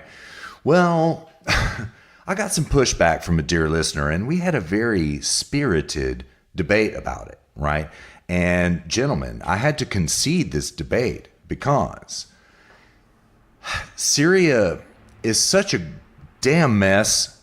I did not have my facts straight, right? So I had to buy into all of his premises from the very get-go, right? So I red-pilled myself about Syria, and I remembered a bunch of things, and I figured out the facts on the ground, right? Now, dear listener, here's the simple fact of the matter. We can talk about, me and Luke can do 5 3-hour episodes about Syria, and we will still never cover it. So here's what we gonna do. We're gonna start from right here moving forward, right? We're gonna talk about the president's decision to pull out of Syria moving forward, okay? That's what we're gonna do, all right? So, dear listener, with whom I had spirited debate, I welcome your comments. I welcome your debate. In fact, sir, I'm sorry I was not prepared. But I am prepared now, so after you hear this episode, bring it at me again, and I'm going to BTFO you, sir. I'm going to BTFO you, because I know what's up. Okay. Now, I heard somebody object. What's up? Oh, no, I was just laughing because you're being so kind to dear listener, and then all of a sudden you're just like, I will BTFO you. I love this bastard, and so do we all. So say we all, Robert. So say we all. We love this bastard. But he was a little bit upset about some things I said. Okay. Now, why is Syria such a damn mess? Dear listener, it's because Syria is a mess because of incoherent U.S. foreign policy. We never had the true military objectives in place in the first damn place other than Bashar al-Assad bad. Mustache man bad. That's the only thing we ever had. Russ, can you also while you're describing, so you preface this with this conversation you had with a specific dear listener. Can you distinguish between what you thought at the time, what dear listener brought, and what you think now? Can you caveat? Yes, I can. This is a fair possible? question. Yeah, absolutely. Okay. All right, dear listener, pushed back. I had to concede because I basically didn't have my facts together, but I am now more affirmed in my original premise than ever.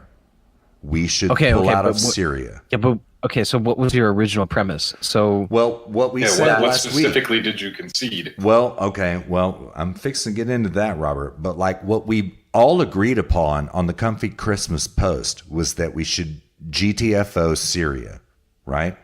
We should just get out, right? It's a failed military, political, economic, every which way operation. We should just stomp, right?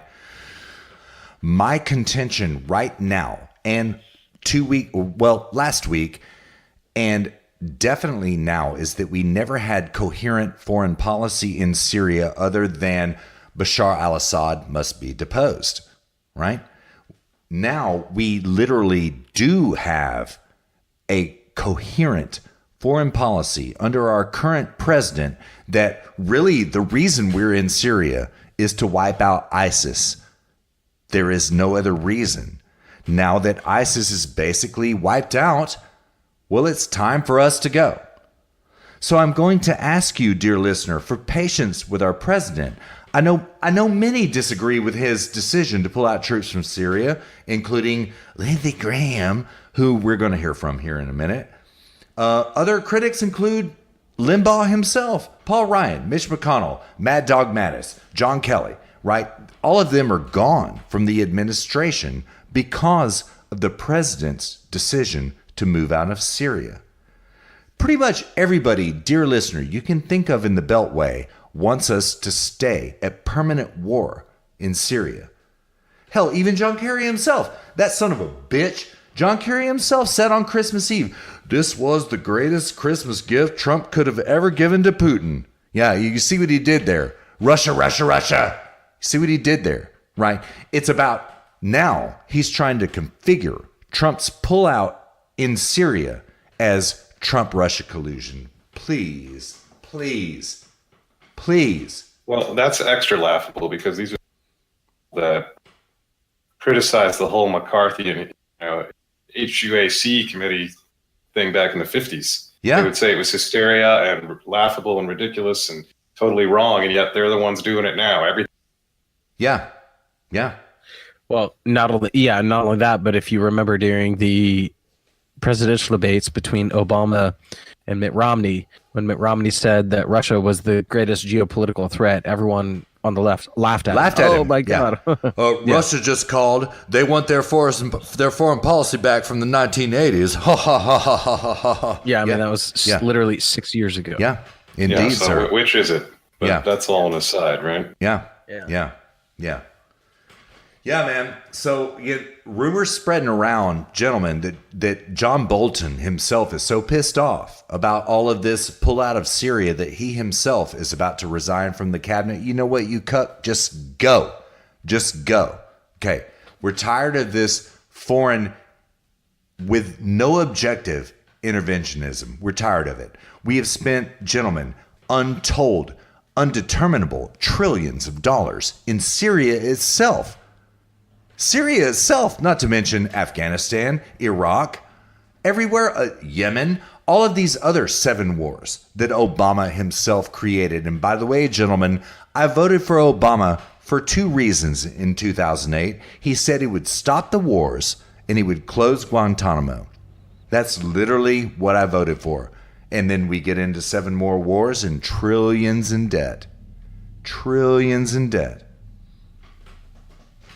I ask you, dear listener, to please consider for a moment that this might be the exact right move that President Trump has just made to take our troops out of Syria. I make my case thus. Where this conflict has been heading is exactly like Iraq, a goddamn horrible mess. Or like Libya, for example, after we deposed Gaddafi, to the point that he was sodomized on a bayonet to his death in the streets of Libya, somewhere. I can't remember what city it was. Another mess, nonetheless. Another mess. Who took over Libya after Gaddafi was deposed? ISIS. That's literally who took over Libya, but actually it's not really just ISIS. It's 31 flavors of jihadis. As I will quote from Max Blumenthal in an article below. I'll get there in a minute, all right? Luke, you recall this business from Hill Dog right here? Luke, Robert too. I mean... The land of unconfirmed. Yes, we came, we saw, he died. Did it have anything to do with your visit? Oh yeah, dude, that was one of my favorite memes. Yeah. Like, there's a video where someone mashed that into a song. We came, we saw, he died. I mean, really, gentlemen, dear listener, what are we doing? What are we doing in the first place? I further ask. Well, okay, so I mean, this sort of foreign policy in particular is complicated because you got a couple of different schools. One, which is what most of the administration since World War II has been about, is we got to sort of keep a detente globally because it's in our best interest. That means policing the international shipping lanes. That means keeping dictatorship, attacking each other. That means protecting our allies. It means international intervention is really big scale. And that's what we've been doing for a long time. Yes, sir. Yes, sir. And it seems like people like Obama, he really probably did want to. You know, I'll give him the credit to say he was probably at least honest about that intention. I would disagree with that entirely. Entirely. And you start seeing what a mess it is out there, and your tune changes quickly. So if you're going to try to say we need to end all, you got to have a leader who is willing to pull all the plugs and see where the chips land. And that's a pretty nihilistic proposition. Well, you know what, Robert? Things are happening already. Things are happening. I'm fixing to get to that in a minute, but you're correct. You're entirely correct. Yeah. Russ, what was dear listener's actual like substantive argument? Okay. It was thus. Okay. If we pull out of Syria, number one, if we pull out of Syria, we create a power vacuum. Factually incorrect. Number two, if we pull out of Syria, the Kurds will be slaughtered. Factually incorrect. I mean, can I comment on that? Of course. Not our moral responsibility. Damn right, boy. Damn right. Although, in a way, it kind of is, because the Kurds have really helped us out in the war against ISIS. They have. Yeah, but again, I mean, like, just because there's bad things going on in the world. Look, like, Mexican drug cartels are so much worse than ISIS. So much worse. Yeah, actually, depends on how you want to measure it, as usual. Well, I've seen their slaughter videos, Robert, and they're pretty gruesome. They are. Dude, it's so much worse. Yeah, like in every measurable way, so much worse. Well, I think you're being a little too vague for me. If you mean in terms of like person-on-person brutality, yes. Just so. Yeah. Well, I mean, if you're saying Robert, as a threat to national security, maybe not. Robert, 50 plus journalists have been murdered by drug cartels in Mexico, and I think just Sinaloa, but if not just Sinaloa, then all of the border states touching the U.S. Yeah. Right. I would say my response to that, Robert, would be just general apathy towards another human being. I mean, when ISIS executes somebody, it's awful, it's terrible. But it's in some way to them ceremonious. Mm-hmm.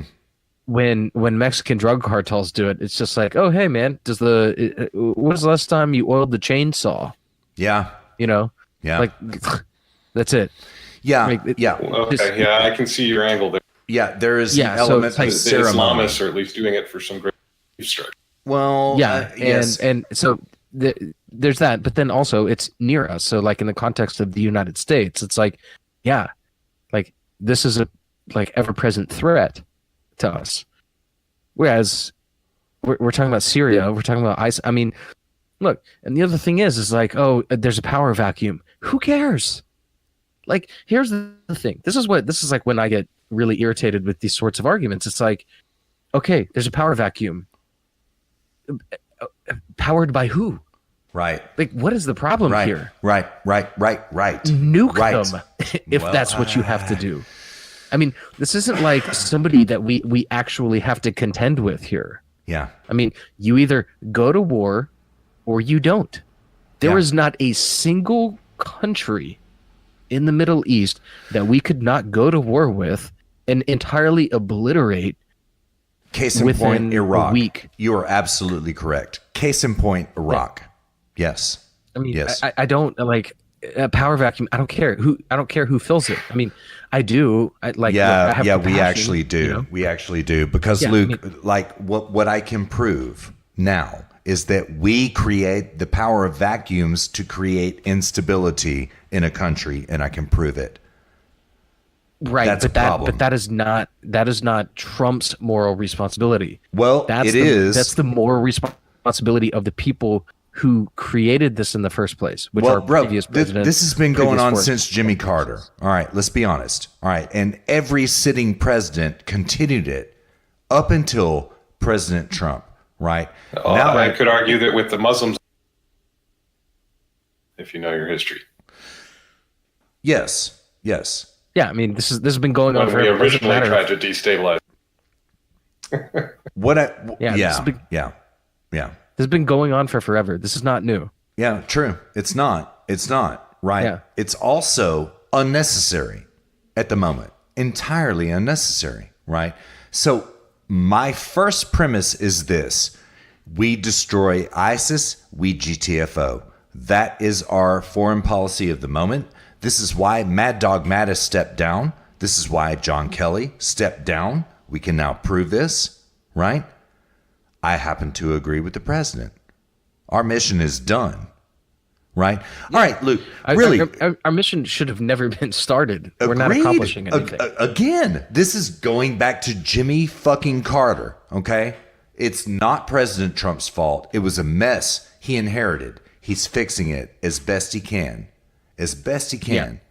You know what I mean? Yeah, I agree that 100%. we have no moral obligation to around with these people. Yeah. You know, And we really don't have a moral obligation to ISIS. In fact, if this is sort of like the drug war, if you really want this to resolve, you should let the Muslims and the radicals consolidate their power and let them bring it, and we'll take them out one. Agreed. Yeah, agreed 100%. Yeah. Agreed 100%. Let them form some sort of cohesive body that we can just know who they are. Yeah. You know.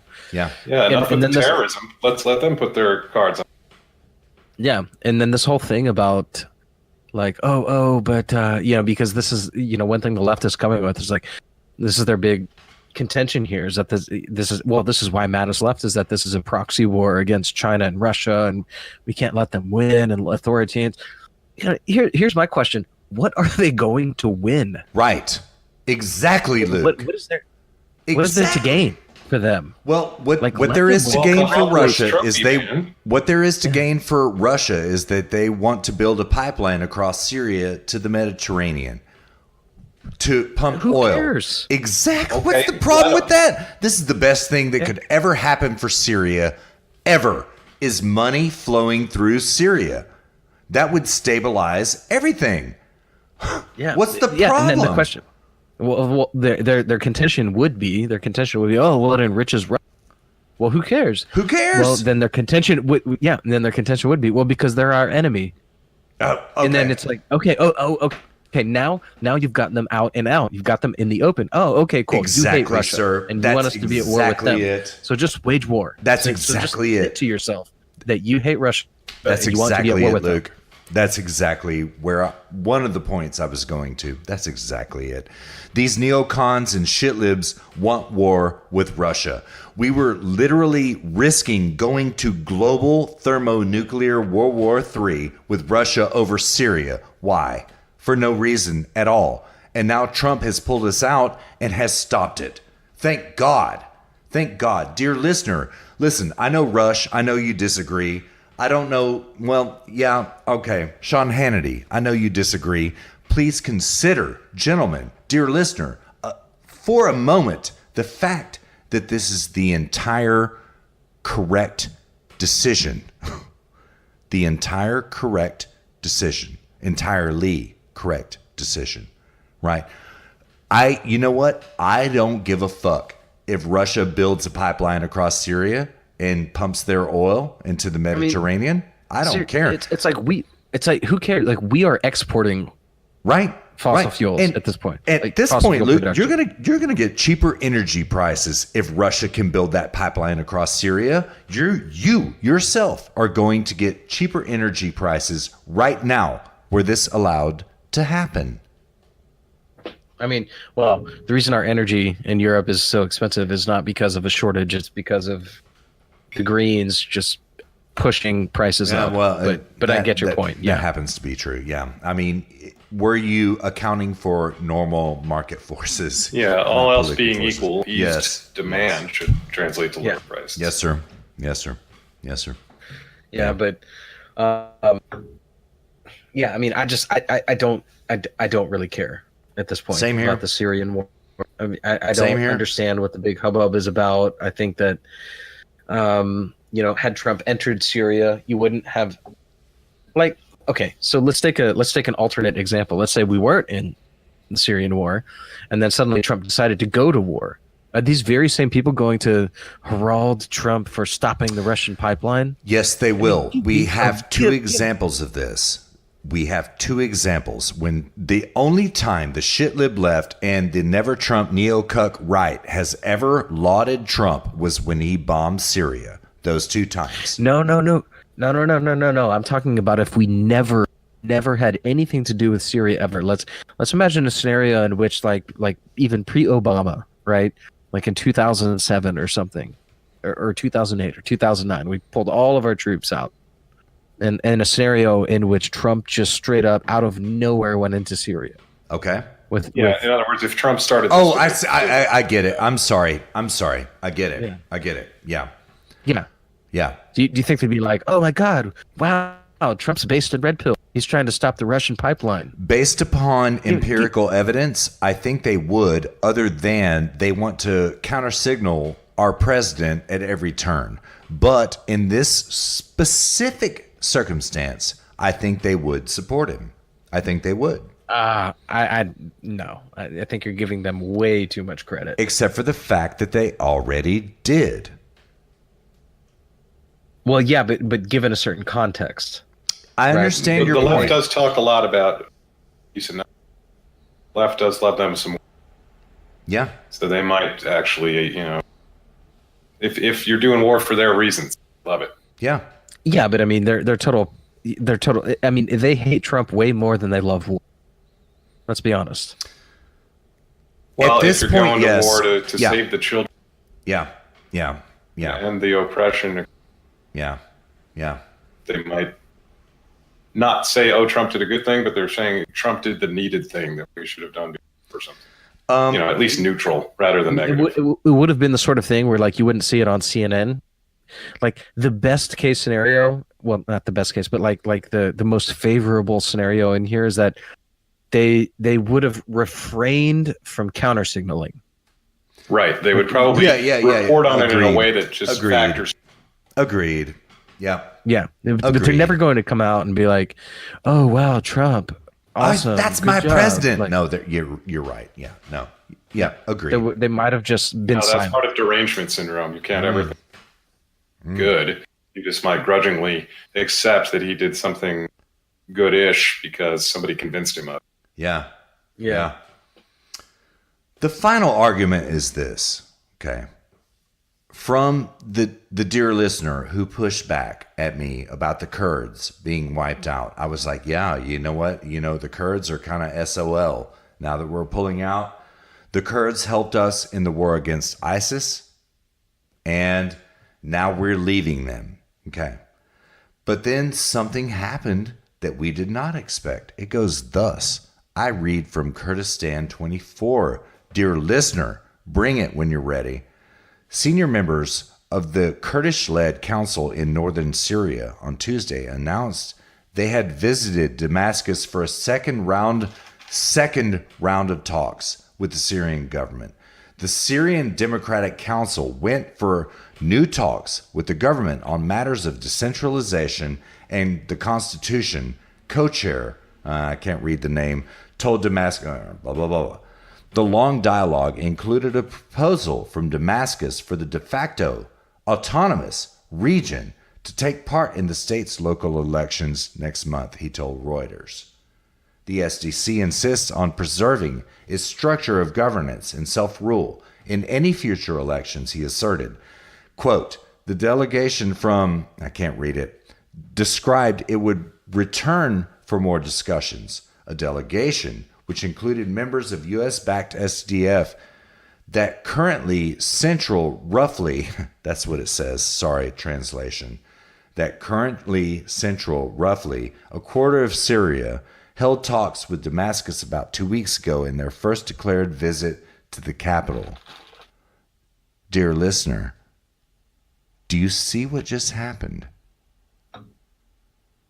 Syria is fixing to welcome the Kurds into their country to the point of being able to vote in elections. All right, dear listener who pushed back at me, all right, the Kurds are going to be wiped out.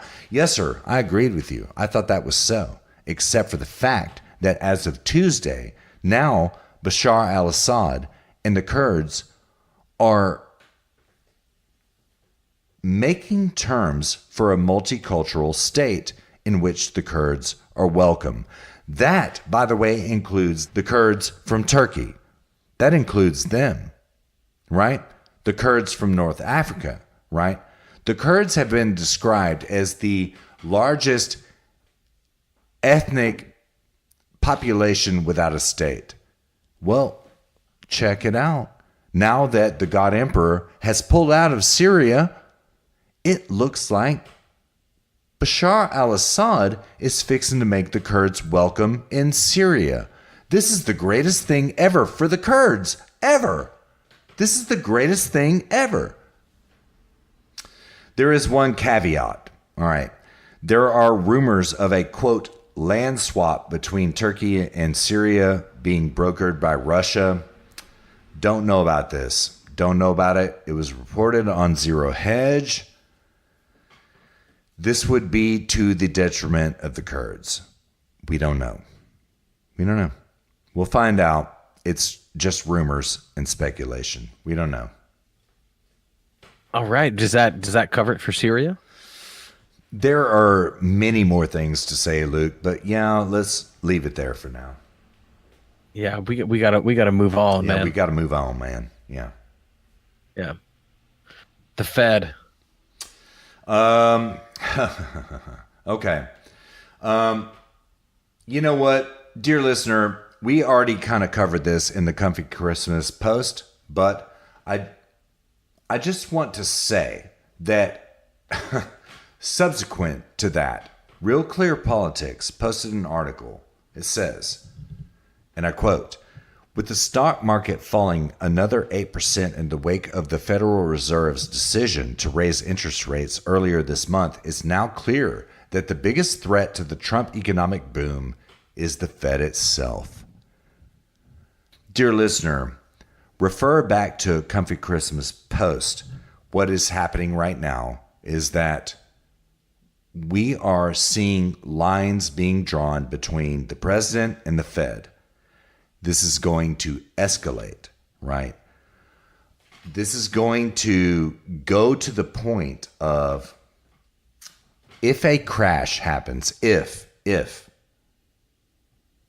it will be blamed squarely upon the Fed. Squarely. Because, I mean, not in the media. Well. No, that'll land square on Trump in the media. 24 hours a day, that's all they'll talk about. I understand what y'all years. are saying. I understand what y'all are saying, but I think Trump has already taken control of the narrative because the media is already reporting what Trump says about the Fed, not what the Fed says about itself. Already. This has already happened, right? So, gentlemen, I would expect audits of the Fed coming soon. I would expect that. Again, I think audits of the Fed would only come from some sort of Trump initiative, and Indeed, I'm sir. going to go back to I'll believe it when I see it. Yeah, fair enough. Fair enough. Same here. All right, let's roll. Ginger snaps. Oh my God. Oh my God. All right.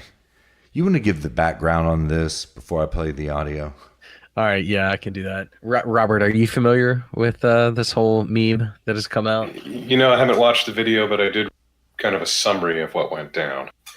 Yeah, so I woke up. This is kind of the nice part of being in Europe is that all the fresh memes. I'm like, it's like when I'm True. checking for Yes, memes. sir.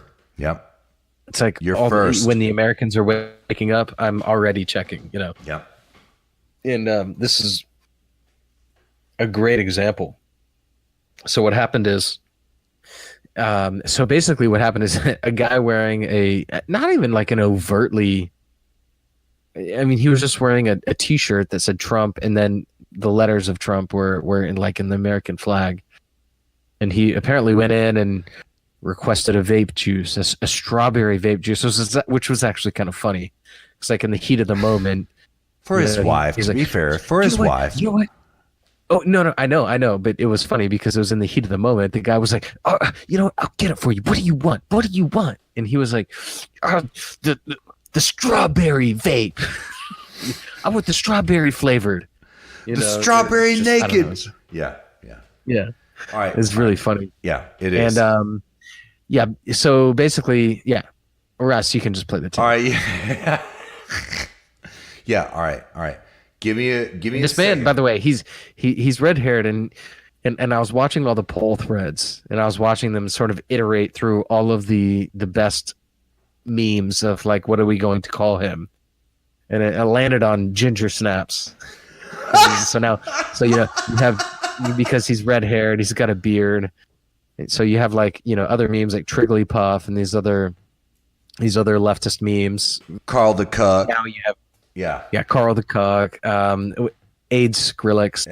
Now you've got Ginger Snaps. And so now people, they've been taking like ginger snaps recipes, like they've been finding them, and then instead of the cookie, they've been photoshopping in like this guy screaming.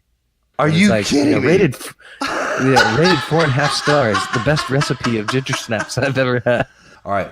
The original video is now up to 628,000 views. All right. That's impressive. All right, here we go. He's wearing some Trump bullshit, got some racist bullshit all up in his head and shit. I'm not serving anyone that has to do with that fucker. He's a treasonous asshole. I don't have a problem with you, sir, whatsoever. I just want good health care for my kids. I don't have a problem with the color of your skin or yours. I'd like to purchase some of this naked vape juice, though, if that would be all right. All right, see, because... Okay, here's where we're at. Leave the store. Here's where you're at. Leave the store. Here's Leave the store. Here's where we're Leave at, the dude. store. Fuck off. I don't give a fuck. Get out. Dude, go ahead, take another swing at it. Make contact with me one more time. I'm going to make a deal with you. I want to purchase that vape juice. No. If you sell it to me, I won't. If you sell it to me, I won't. Look, if you sell it to me, I won't call the police. What you did was assaulted me. What I need is that for my wife. If you sell it to me, I won't call the fucking cops and press charges on you for assault. I won't call corporate and get you fired. Just sell me the fucking product so I can leave. What do you want? Naked the strawberry in a fucking 6 milligram. Where do you see naked? Right here. This shit. Where is it? Where this. the fuck do you see right it? there. Here. Right next to that. In a 6 milligram. Make sure it's a Dear listener, sorry for the language. We do continue. 6 milligrams so I don't have to come back. The one time in HSP when we're not the cause of the bad language. Indeed, sir. All right. We row. We're at 2 minutes, 11 seconds. Here it goes. Yeah, I don't think we need to listen to the whole thing, but yeah. Okay, I want to play heard round the world. I'll fast forward to the heard around the world. You want to hear it? Yeah. Go for Sell it. it to me, punk. Call the cops. It's your job, your freedom. Sell me the shit. Fuck it, you can be. No. Sell it to me. Nope. Sell it to me. Fuck off. Come on. Ring it up. Ring it up and you don't ruin your life. That's where you're at right now. Because you done upset me. And you should have helped him first in the first place before you threw a temper tantrum, dipshit. He's standing here waiting for you to ring him up. How fucking... Get out! Help your customer! Fuck off! Fuck off! 3 heard round the world. That was it, man. That was it. Thank you, leftists. Thank you for making it so easy for us. I really appreciate it. All I have to say about this is that, there is a healthy middle ground between being the masculine, repress your emotions type and also not using emotions as a tool of cognition. Like, there's a healthy middle ground there. Understood. Yeah. Yeah. And I think this is like the I don't know. I just blame this squarely on our school system, which creates this culture of emotionalism that elevates emotions above thought, above reason, above thinking. That emotions are an end in themselves, and that if you become emotional, then the extent to which you become emotional is the extent to which you are correct. Yeah, yeah. And I also blame the media. Clear to be product fair. of that. Yeah, I also blame the media. To be fair, I do. They emphasize that same point, right? Right. Emotion over intellect, emotion over reason, right? Yeah. Yeah, I would say the media's role there underscore that your emotions matter. Right. They should treat you with respect and make you feel good at all times. Right. Right. Yeah. It's like, if you feel disenfranchised, then you're just not being emotional enough. Yeah. Yeah. Yeah. Yeah. So, by this rationale, Luke, what I said back in HSP 08, I think the time for rational discourse at the moment seems to be gone. It's all rhetoric now. All right. I'm not going to get like this. I'm not going to get like Ginger Snap right here and just shriek and around the world. Right. But, dialectic seems to be out the door. So I will resort to rhetoric if I must. But I prefer. Dude, I'm going to counter signal you here. Don't get so black-pilled. I mean, fair enough. Good at counting, bad at probability. Why is this a story? Because it's so unusual. Yeah, look at the rise that the right is on right now. Mm-hmm. It's like, look at YouTube. Yeah. Look at all of the people on the right who are not doing these. Yeah, Robert's right. This is the news precisely because of how absurd it is. Yes, indeed. So, indeed. This is actually just edifies the fact that in as much as we are about truth, about reason, I hate to include logic because nobody even knows what that means, but in as much as we are about truth and reason, by anybody, I mean anybody who's not on our side listening to this, but in as much as we're about truth, reason, logic, actually thinking, thought, rationality, and as much as that is what we are about, then we are on the right side of things, and we are not in the news for that.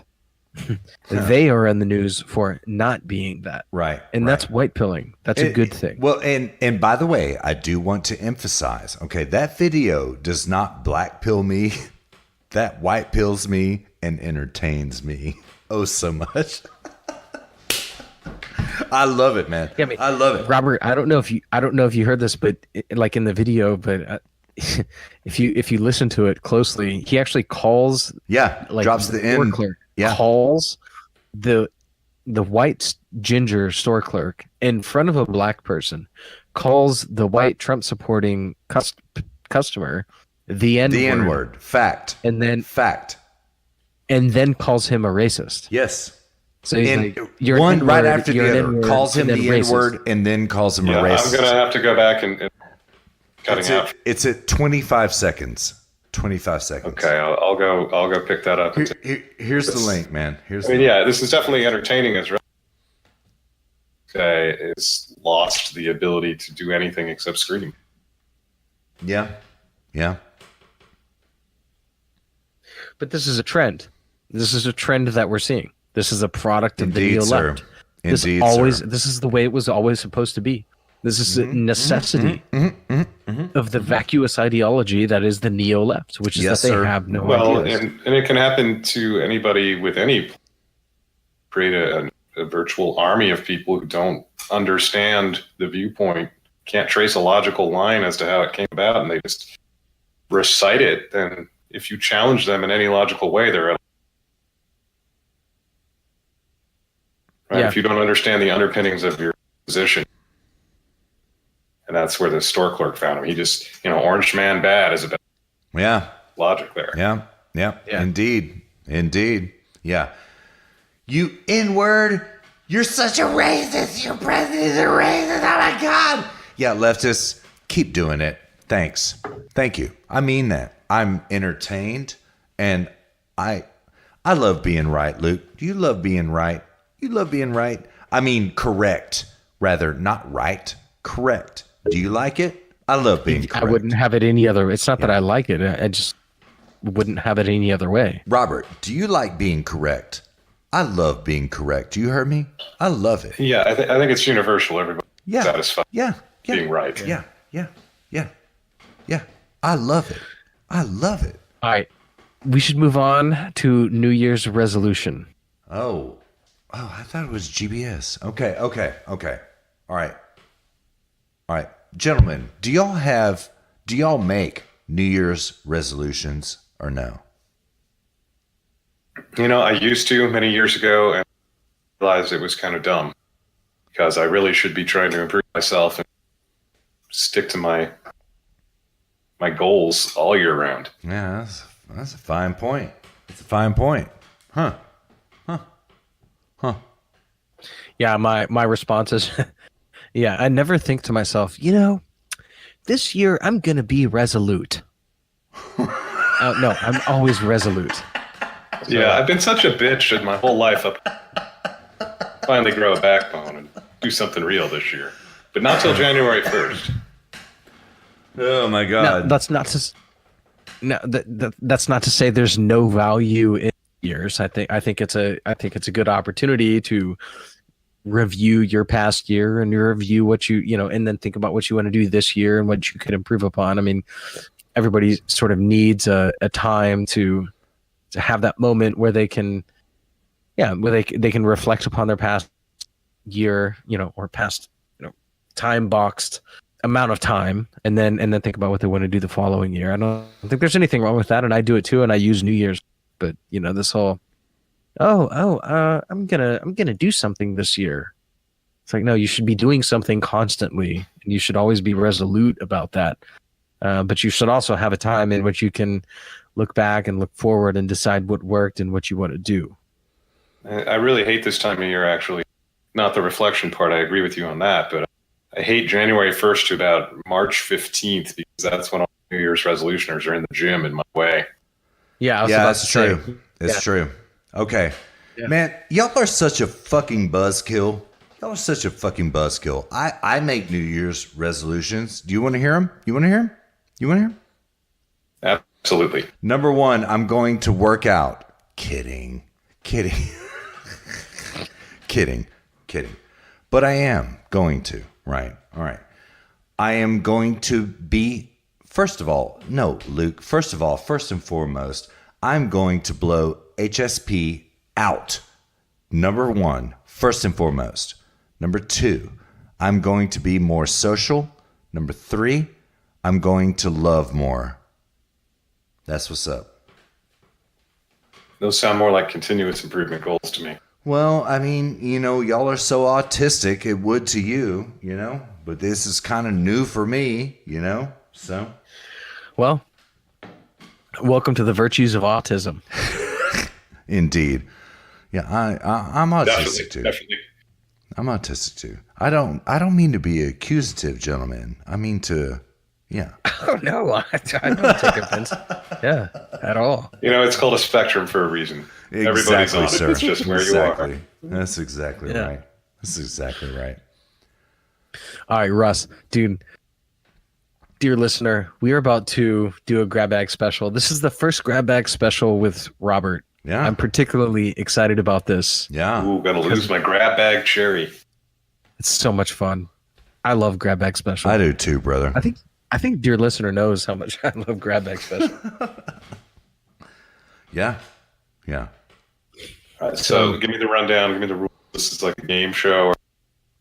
No. Yeah, No. so No. No. It's not.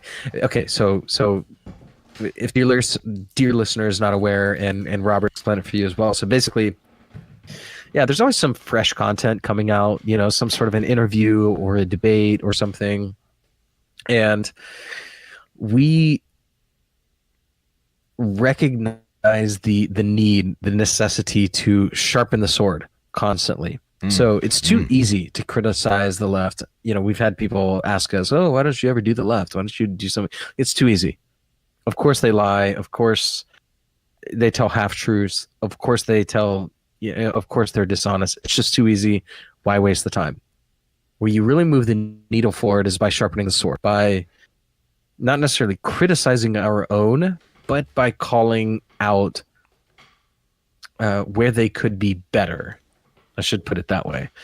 And that is what Grab Bag Special is about. I mean, it sort of ended up being about that. We chose videos that we wanted to do this for, and that's what it ended up being about. And yeah, I mean, it turned out to be really fun. So we choose a video, we select random, we just say random times, go to minute 5. You know, I think we found, Russ, if I'm not mistaken, that chronological order tends to I would agree better. Yeah. So because you might say minute 5 and then minute 15 and then 30 and so on and so forth. But the yeah, I mean, the value is develops. capturing the live reaction. Yeah. Sorry, go ahead. The discussion develops, the debate develops always, right? Going forward in linear time, right? So yeah, chronological is good. It's good. Yeah. You know. And the last thing I'll say about this is that I get irritated when I hear the right saying things when they could be better. Yeah. When they cuck, when they're not principled, when they say things that aren't true. Like that, it's like we're supposed to be on the same team. Yeah. I mean, I'm not on the same team with everybody on the right, but in some ways, like, yeah, sure. I definitely identify more with the right than I do the left. And I can't stand it when the right does things wrong. I can stand it when the left does things wrong because I expect them to. When the right does things wrong, that's when I'm like, okay, we have to correct. We need a grab bag special here. That's the purpose of grab bag special. Indeed, sir. Your grab bag special warrant has been served. Yes. Does that make sense, Robert? Yeah, let's get into it. All right. So this. Go ahead. I was going to say this week we've got and now, dear listener, I've watched the first 15 minutes of this. What? In our ongoing. What? You can't. Yeah, I did. I mean, before you sent me this link, I watched the first 15 minutes like a week or two ago. Damn, man. Okay. But, dude, in our ongoing effort to QA our grab bag special content, make sure it's high quality. Got to do some quality assurance here. I can tell you that it's good. So okay. This is fair enough. This is Populist Revolution. Will it go left or right? Candace Owens on the Russell Brand show. I don't even know if that's what it's called, but I don't know if it's the Russell Brand show or what, but Under the Skin, maybe? I don't know. But Russell Brand, the actor, had Candace Owens from Turning Point USA. Little bit of context about Russell Brand. Obviously, he's an actor. He's British. He used to be hardcore left. Now he's more of a, I wouldn't say Joe Rogan type. He's most certainly not in any way libertarian, but he's not one of these like shrieking, autistically screeching leftists. I would call him an honest liberal. That's what he is. He's an honest liberal. He's not a shitlib. Fair. Yeah. Mm-hmm. That's fair. Yeah. Mm-hmm. I think that's fair. And I think you'll hear it in this interview. So I think whatever we say will probably be less about Russell Brand and more about Candace Owens, but I don't know. This is what Grab Bag is all about. We're going to see. We're going to find out. So, Russ, Plus- or actually, since it's Robert's first time on Grab Bag Special, Robert, why don't you choose the timestamp? Over 15 minutes, Robert. Over 15. And the rules are you can Chime if you in. want to comment, Chime in. Yeah. just chime in and say, Russ, okay, stop, and then we go. Okay, what's the total length of the clip? So I don't. 156. An hour 56 minutes. Okay, we got a lot of latitude there. That's true. Yeah. So you could call it 10 minutes. You could call it 15. Yeah, the way these things go, they don't really get into. So let's try about 45 minutes there. 45. Good God. Okay. All right. 45. All right. So it is. All right. I'm down with that. Let's do it. All right. I'm at 44.50. Driven, aren't you? You've got a strong presence. Yeah, and I've always had that. Like, my teachers hated me growing up because Why? I was just extremely assertive. I think about the function. Where was you educated, Mel? That's a very good question. I think I like to say that I was self-educated because you don't learn anything in school. You learn propaganda. You learn how to function in society in the way that the government and society wants you to function. So I like to think that because I always had to earn my way through life, my parents couldn't afford to put me through school. My parents stopped paying for anything for me when I turned 14 years old. I was kicked out of my house and I was living with a boyfriend for 6 months. And I was one of those kids. I'm going to just call it and say we should choose a new timestamp. Okay. All right. Choose it. Yeah, that was a little unfortunate, bunch of personal. No, it was actually really good. It was really good. Yeah. Yeah, it was good. It was good. I'm not saying that wasn't valuable, but there's in the nothing context of to Grab Bag Special. debate here. Yeah. There's nothing to debate here. Yeah. All right. No, you didn't, Candace Owens. You went to a shitty school. Yeah. All right. Yeah, well, I mean that's the risk of Grab Bag Special. So Robert, it is. We'll let you choose until we get a good spot. Okay. Before that, first of all, I will say they are having a very amicable conversation. All right, bring it, Robert. Bring it. Next time, Sam. Okay, let's try going back a little bit then. No, chronological. Oh, it's got to go forward no matter what. Yes, sir. It doesn't necessarily have to, but if they're still not into the meat and potatoes, then you have a good. Well, bet we don't that know. It's That still could have there. been just some kind of a sidetrack or something. Right, if you want to go forward, let's try 58. All right. Here it comes.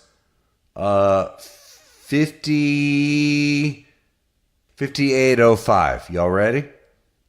Yeah, let's do it. Right. And so I sort of was self-taught and I was constantly pushing back against arbitrary authority. Arbitrary authority meaning that because I'm the teacher and I say go left, go left. Well, no, tell me why I should go left. I need to there needs to be a little bit of reasoning behind this.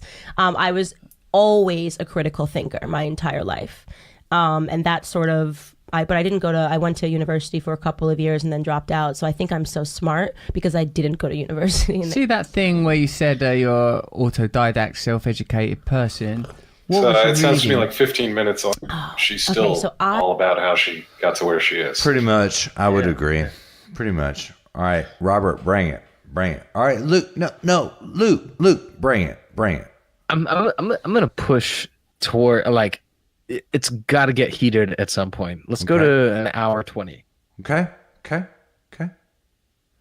I'm at 119:48. You ready? Ready? Yeah, let's do it. All right, here it comes. That her purpose was to exterminate the black race. She said black people should be exterminated like weeds. Here we go. Most black people don't know that, and yet they go out and they say conservatives are crazy because they want to defund Planned Parenthood. I want defunded because the black birth rate has stagnated. Okay, so I'm actually all about black empowerment, which is why when people actually find me long form and listen to what I say, it clicks, and they say, "Oh my God!" And then they research Margaret Sanger, and then they research the black birth rate, and they realize that we have literally. Oh God. We are paying politicians to tear apart our families and to make sure that we don't have a place in America.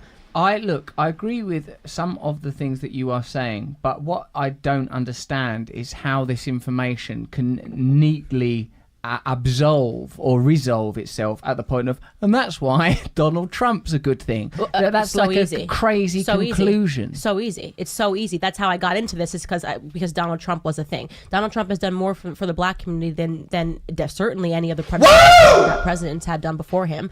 You know, you have Bill Clinton, who was hailed as a black presidential hero. The first black president is what they called Bill Clinton. He also locked up more black men than any president in the history of the United States. Put in place the 3 strikes laws. That's a fact. And then you have LBJ, hailed as a hero in our textbooks. He's the one that implemented the welfare state, and he called it the nigger bill. You know, he literally called the Civil Rights Act the nigger bill. Black people don't know that. Now it's all available on the internet. So all they have to do is hear what I say, and they'll do that after they watch this podcast and do research. And they go, why is the education system lying to me? Why do I think Bill Clinton's a good person after what he did to Haiti? Okay, well, let's cut it there. I don't disagree with All you. right. I mean, like, she is red pill black. She is. That's red pilled as fuck. I will just say. Well, I've heard a lot of this out of her, and what she's saying is all true. However, I think her strategy of trying to use, evidence and reason that Trump is good, saying, oh, Planned Parenthood is about genocide against blacks. It's more race baiting. It's more playing like the left does, like identity. Well, saying, I do agree. You shouldn't turn your identity politics to the favor of the left. You should turn to the favor of the right, because we're really the ones blacks. Ultimately, that's going to be a losing strategy. You're still playing a race war type game. It's definitely a nuanced understanding of it. I definitely.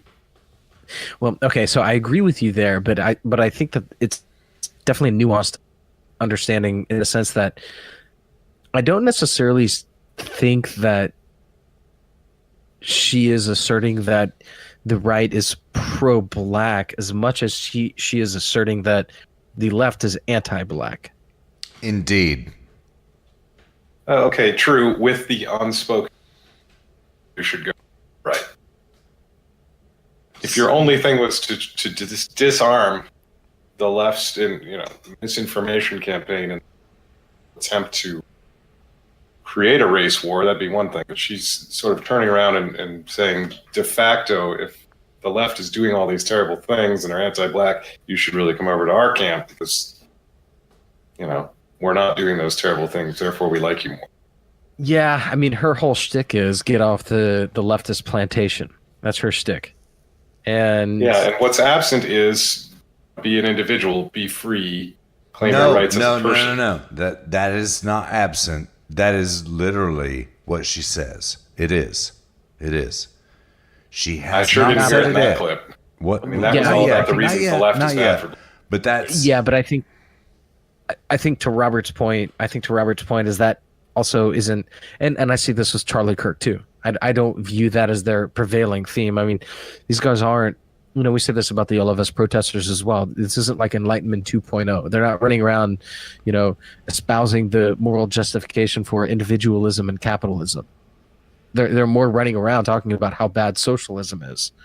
They're talking about you should still vote as a black bloc group instead of just people. You should just vote for us instead. Yeah.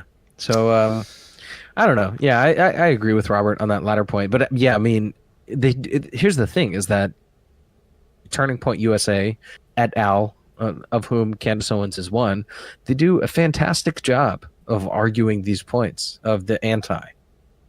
But at a certain point, and Robert makes a good point, you need to offer something. You need to have a vision. You need to offer a positive. Like Russ, you said in a previous episode, the left is the politics of absence, not the politic. What did you say? The politics of absence, not the politics of presence.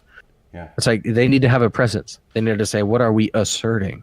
And what you should be asserting is individualism, philosophically, individualism, and politically, capitalism, individual freedom, liberty. That is what you should be asserting. But you don't hear a whole lot of that out of Turning Point USA. That's my criticism of them. And Candace Owens is, and I think if I were to come to her defense on this, though, I mean, I think there is a lot of unwinding of tangled cords that you need to do with the left and the African American community. Yeah. There's a lot of untangling there that you need to do. You need to help them understand how this happened And then once they understand that, then you need to offer them, and this is the most important thing, then you need to have a solution. You need to have some sort of a vision. You need to offer them something. And I don't know, maybe Turning Point USA has something to offer them. Maybe they don't. But I don't know. Robert, does that sound right? Would you agree with that? Yeah, I think and Russ said what I was trying to say a lot more. Did. One of the things about Turning Point in general that I see that there should be less power in the government or anything. Just one direction. That's going to be, they're not against statism per se. They're statism enacting socialist policies and leftist policies. They are rightist red pillars, I think, for the young, right? They're not going to red pill you, Luke. They're not going to red pill you, Robert. But like people in college, maybe they will. You know what I'm saying, right? Well, that's TPUSA's absolute. It is. Yeah, it is. In as much as that's what they're out for, then they're 100% successful. Yeah, for sure. Indeed, sir. Indeed. Yeah. All right, let's continue. right. Let's jump to. Actually, no, Russ, it's your turn. Why don't you pick? Oh shit. Okay. 3 minutes in the future. I'm at 1:23:28. Here it is. What I think is the biggest distinction you and I have is your belief that people are governed by selfish impulses, and my belief that people are ultimately good, and that we should create systems and communities and values that encourage our virtue rather than usher us subtly towards either nihilism or selfishness. And I think that that's what you are doing. No, that's what you're wrong. doing. So and what I I'm think doing you're is better than that. I know, BTFO, I'm preventing Candace, people from falling into your logic, because the easiest people to take advantage of are people that believe what you believe. Because then all they do is to take somebody like George Soros or Jeff Bezos to say, this is why they want socialism. Because it says, all of you guys are going to stay poor, but we're going to sell to you that we're going to fix all of your problems and you're going to give up all of your rights to us. And that's what happens. That's what happens every single time. Do you not realise it's that implemented. within an economic system that has limited resources available, Why not do you buy everyone into can this- become rich anyway? You think there's finite resources? What, on a finite planet? Yes. No, but like once certain amount of people are rich, nobody else can get rich? Because that's wrong. Hold on a second. Then why do you not think The that there's world a is changing. You don't believe that there's a stagnation and Russ, That was God tier. dude, such a good call on that timestamp. Oh, Candace, man. Yeah, that was a bit of a Robert, clusterfuck on both sides. No. Yeah, but I mean, we couldn't have more She's perfectly good. segued She's into good. that. Everything She's based good. upon what we just said. Yeah. I mean, the first thing I noticed is that Russell Brand equates bad. That is a moral theme. Yeah. Yeah, but I mean, I think Russell Brand is right. Like, this is what I wish the right would be. I wish the right is the party. Okay, let me say this. The right should be the party of freedom, the party of liberty, the party of economic trade for self-interest, the party of capitalism. That is what the right should be. And Russell Brand is right in calling her on this. He's saying your party is the party of selfishness. Now, unfortunately, for Candace Owens, she's totally unarmed. She has no way to defend against this. This is why people on the right need to read things like The virtue of objectivist material. selfishness, right? Yeah. And capitalism, the unknown ideal. Like, this is why they need to read these things, because when somebody like Russell Brand brings this up, my God, dude, if I was in this debate, I would so badly BTFO him. I'd say, why are you sitting in this podcast right now, if not out of self-interest? Are you donating all the profits from this podcast right now? Good point. Good point. To charities? Like, what are we doing here? Well, he's crazy enough he might, but still, his curious if else. He's entertaining himself. He's said that before. Most of what he does is to entertain himself. Yeah. You'd have to get down to the root of why do you even matter then, Russell? Well, yeah, but I mean, when you say that, okay, if you're doing this to entertain yourself, you're still doing it for yourself. You are selfishly entertaining yourself. Yes, you're selfishly entertaining yourself. Selfishly making it. So this is the thing, is that, you throw out this word selfishness, interest, these sorts of things. And somebody like Candace Owens, they're just totally disarmed. They're just like, she agrees with the premise that selfishness is bad. Yeah, so she has to shift gears and she has to change positions. That's true. Yeah, that's true. So I think, I mean, I'm Russell Brand, like, great job, calling her out for something that she has no defense over. He won that argument. I mean, I'm not saying great job in the sense that I agree with him, but in terms of a purely from a pure understanding of a debate perspective. I mean, he found her weak spot and he exploited it. Yes, exactly. All right. First of all, what I love right here is a conversation between a right wing and left wing personality, and it's going very well, very friendly. Not really. They're pretty heated right now. Well, yes, they are, but they're not fixing to kill each other, Luke. You know what I'm saying? They are still at the point of debate. And I think, you can hear in Candace's voice that you can hear it in Russell Brand's voice as well. She gets pretty curt when she feels threatened. I've seen that in other interviews. Gentlemen, I think we need more of this right here. I mean, they went from a very stark, friendly, oh, where did you go to school, to now we're genociding black babies. That was a pretty there is stark that. shift. That's a hidden text to Kansas's argument right there. That is. Oh no, that wasn't hidden. I mean, she straight up just said that. Well, in the previous segment. Well, yeah. All right. Where do we go? I chose. Well, no, I'm not done with this little. This about Brand is kind of typical contemporary leftist in that he conflates economic and. He was saying something about in this world of our economic. Forever. Robert, you're breaking up. You got to start over, man. I don't understand. Start over when you said there's an economic argument that Brand is making. Start from there. Yeah, he is conflating political and economic power. He's saying that the poor will always be poor in our system. And he's essentially trying to say that politics and economics are the same thing. I agree with that. That's true. He is. That's what the left always does. Always. It's basically the central tenet of Marx right there. Indeed, sir. Yeah. All right, gentlemen. One of the two. Go ahead, Luke. Go ahead. There was one other thing that I was going to say. This is a common argument from the global warming, the global catastrophists, the environmentalists, that they argue, finite resources. Like, listen, dear listener, if somebody ever brings this argument to you, ask that person, what is a natural resource? Just ask them that. Just say that.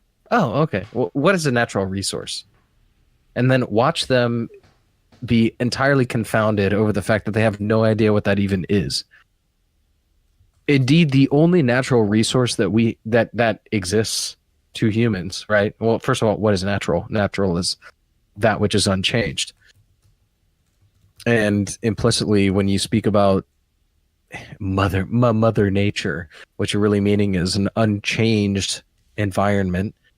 When you're saying unchanged by people, more specifically. Yeah, unchanged by people. When you're saying environment, you're saying the human environment. So what you really mean, the human environment unchanged by humans. That's what that really means when you say mother nature. And so when you say finite resources, what does that really mean? Well, resources as defined by what? What ever became a resource? Like, water was never a resource until we figured out how to clean it. So when he says, oh, the finite resources, the planet, I mean, okay, Candace Owens, ask him, okay, how finite is that? What does that mean to say that the planet is finite? Now you're an astrophysicist? Well, yeah, it's a strange argument. Nothing's ever going to need all the same things forever. You see this with the peak oil people. We're not going to use oil forever. Maybe we will, maybe we won't. We probably, because better technology will come along long before the supply dwindles, and we'll just naturally stop using it. And if not, we'll sure as hell figure out a way to stop price becomes unsustainable. I would say the planet is innately finite. Why does that matter? The sun is going to burn this planet someday. Plenty of what we need. Yeah. Yeah, I mean, it is, Russ is absolutely right. Like, it is what it is. That is unchanging. But when he says it's a finite resource, that implies it's a finite resource to us, right? And he's also implying a dwindling resource. That's well, yeah, but a dwindling resource. But how? But the point is, how long does that last? I mean, yeah, how long does that last? And what way is it finite? What is finite about it? I mean, there's so much. You can't just say our planet's finite. Argument finished. Okay, great. You could say our universe is finite. Universe finite. Argument finished. Indeed, sir. Yeah. Yeah. Yeah. I mean, let's just all kill ourselves because the universe is finite. You know. Yes. Well, no, surrender to communism because the universe is so. Yes. Yeah. Yes. So it's just a totally absurd argument. He's right about though, is because rich is a comparative term. We can all have a certain standard of living above some bar, but wealth is pretty much more or less on a bell curve, and there can only be so many people in the tail. So he is right about that, but it doesn't matter. Broader point, right? Yeah. Who cares if there's only some small rich people? Why does that bother him so much? There's always going to be poor because there's folks who aren't good with money, don't give a shit, or mentally ill, whatever. Yeah.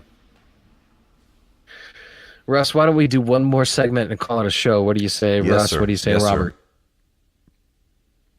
Yeah, let's go out with a good one, hope. All right. Give me a time, Luke. Give me a time. I'm currently at 124. 124. Oh no! Let's go to later. Let's do. How long did you say it was, Russ, in total? 156. Let's do. We can't do too late because then there'll be sort of the friendly. Right. So we need to do. Let's do 131. Okay. Here it is. Seems like a very disagreeable number. All right. Here it is. Didn't say we want Sharia law. I'm not bringing in Sharia law. Perfect. We're not having that on the island. It sounds terrifying. Right, well, who is this Sharia? Now, what we're going to do on the island now is that people can be, they're fully autonomous. They can do what they want. Now, I suppose we are going to have communities. Now, I think it might be hard for human beings to live in communities that are too big. I think many of the problems that we're experiencing now is it's hard for us to hold the number of relationships. We see too much variety of life. It's confusing for people. I think we need to live in smaller communities, and within these communities, these units, let's call them Soviets. People have full democracy within it. People vote on how they want their resources, as happened in Porto Alegre, Brazil. You vote on, say each community is allocated a budget, and the members of that community vote for how to spend that budget. Okay. I can't go on. Yeah, that's so retarded. It's Yeah. I mean, this is Robert. I don't know if you're familiar with this lingo, but that's what we would just call pure LARPing. Yep. Which is a video game term for live action role playing. Yep. Which is role playing some absurd scenario. Yeah. It's ridiculous. I mean, if he really is trying to put out some precisely zero about real world economics. Yeah. He's treating a budget as though it's just something. Yeah. Allocate. Yeah. Right. There's no production required, and no people to actually. It just is, and we're gonna figure out the best way to distribute that. Yeah. Their favorite term, distribute. All right. Shall I move forward to 136-ish? And all right, we'll try one more. Try once again. We'll try. Yeah, we'll try. Or we could, through this wave of populism, empower community. Empower ordinary people, and we are all ordinary people ultimately, in spite of our various individual skills and abilities. I think you just don't like the word capitalism.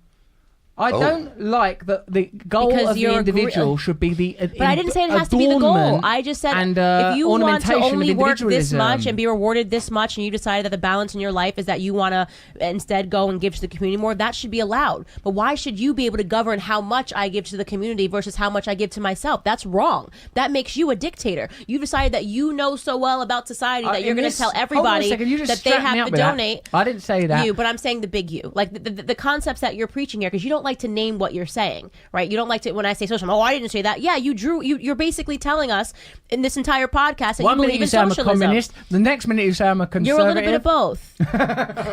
You're a conservative communist.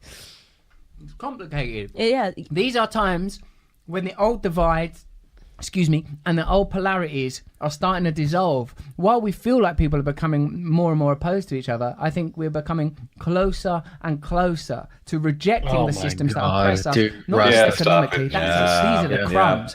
I thought she was fixing to go somewhere, gents. I did, but she didn't. I thought she was. The only thing this tells us, Russell Brand, is that you don't actually understand. He played Arthur. Entertaining, I got to admit, but yeah. Yeah, he is. I like him. You know what? Most of all, he maintained civil discourse with a conservative. So, like, you know what? More. That's great. That's great. I'll say this. One thing I noticed, and I've noticed this in leftists before, is that they always want to capitulate to this idea of individualism, but they never actually will. They do it right up until the point that they don't. So you'll notice notice this when Russell Brand is saying, he's like, they'll always draw the community to the smaller and smaller and smaller node. So it's like this ever expanding number of communities of fewer and fewer people, right up until it's the individual, and then that's where they draw the line. Yep. And so it's like their principle. Yeah, we need to channel all this autonomy and big. Yep. Yeah. So they're like, oh no, people should be free. Yeah. No, I'm not for this big government, this big communism, centralist government, central planning, blah blah blah. I think central planning should be happening at the community level, where it's voted. The village. It takes so the is village. This your dem sock all over? Well, not quite there, Robert, but yes. Not quite there, but yes. Yeah. Probably if he read an accounting of it, he might go, oh, yeah, that's... Somebody put him in contact with Ocasio-Cortez. Well, yeah. Really what it's about is what Luke's talking about is that old school Hillary adage. It takes the village. It takes the village to where you reduce the individual from a grand scheme to a tribe, to a family, to finally an individual who must be coddled. Bro, Luke, are you here? I think Luke's gone, man. Yeah. No, I'm here. Okay. I just think that, like, they sort of just triage. It's like a triage system, right? It's like once they start getting a little bit BTFO'd, they're like, oh, no. I'm not, I'm not for New World Order. I'm for my, it's okay if we govern at the national level. And then like once they get BTFO'd, they're like, oh, no, I'm not. Oh, shit. I'm okay. different. I'm different here. Okay. I'm a different kind of leftist. I think we need to govern at the state level. That's where the central planning really should be, is the state level. And then once you BTFO them there, they're like, oh, no. I'm more red pilled. I'm even more red pilled than those leftists. I think the central planning should be at the city level. I'm even more granular than that. Yeah, Yes. and they just go down and down and That's down what and I down. meant. So you get to where That's Russell what I Brand meant. is talking Yeah. about, where he's just like, oh, no. I think this should be small communities and we vote on everything. It's like, so you are for everything so long as it is not in the interest of the individual. So the one unifying principle behind your ideology, so long as it is not the individual. So well said, brother. God damn it. So well said. Yes. Yeah, I think that's a good dissection. Now, if we can just permanently keep them in that mode, force them to reduce it all the way down. I'm still taking it in, Luke. I appreciate that, man. I mean, you heard my dissection. I've still got ginger snaps up on my other monitor. So so there's that. Ginger snaps is your muse. Yeah. All right, gents. It is 4:45 in the morning here in Germany. Oh, thanks for hanging in there. Yeah, let's get up out of here. Yeah. Good show, gentlemen. Good show. Thanks for having me on again, boys. So it's a good time. Absolutely, brother. Anytime. With you. Anytime. Happy New Year. Happy New Year, Luke. Brother, Happy New Year. Yeah. Happy New Year, dude. Yeah. Happy New Year to you guys and to all the dear listeners out there. Yes, indeed. Yes, indeed. Most of all, dear listener, Happy New Year. All right. Till 2019, dear listener. Indeed. All right. Peace. Bye.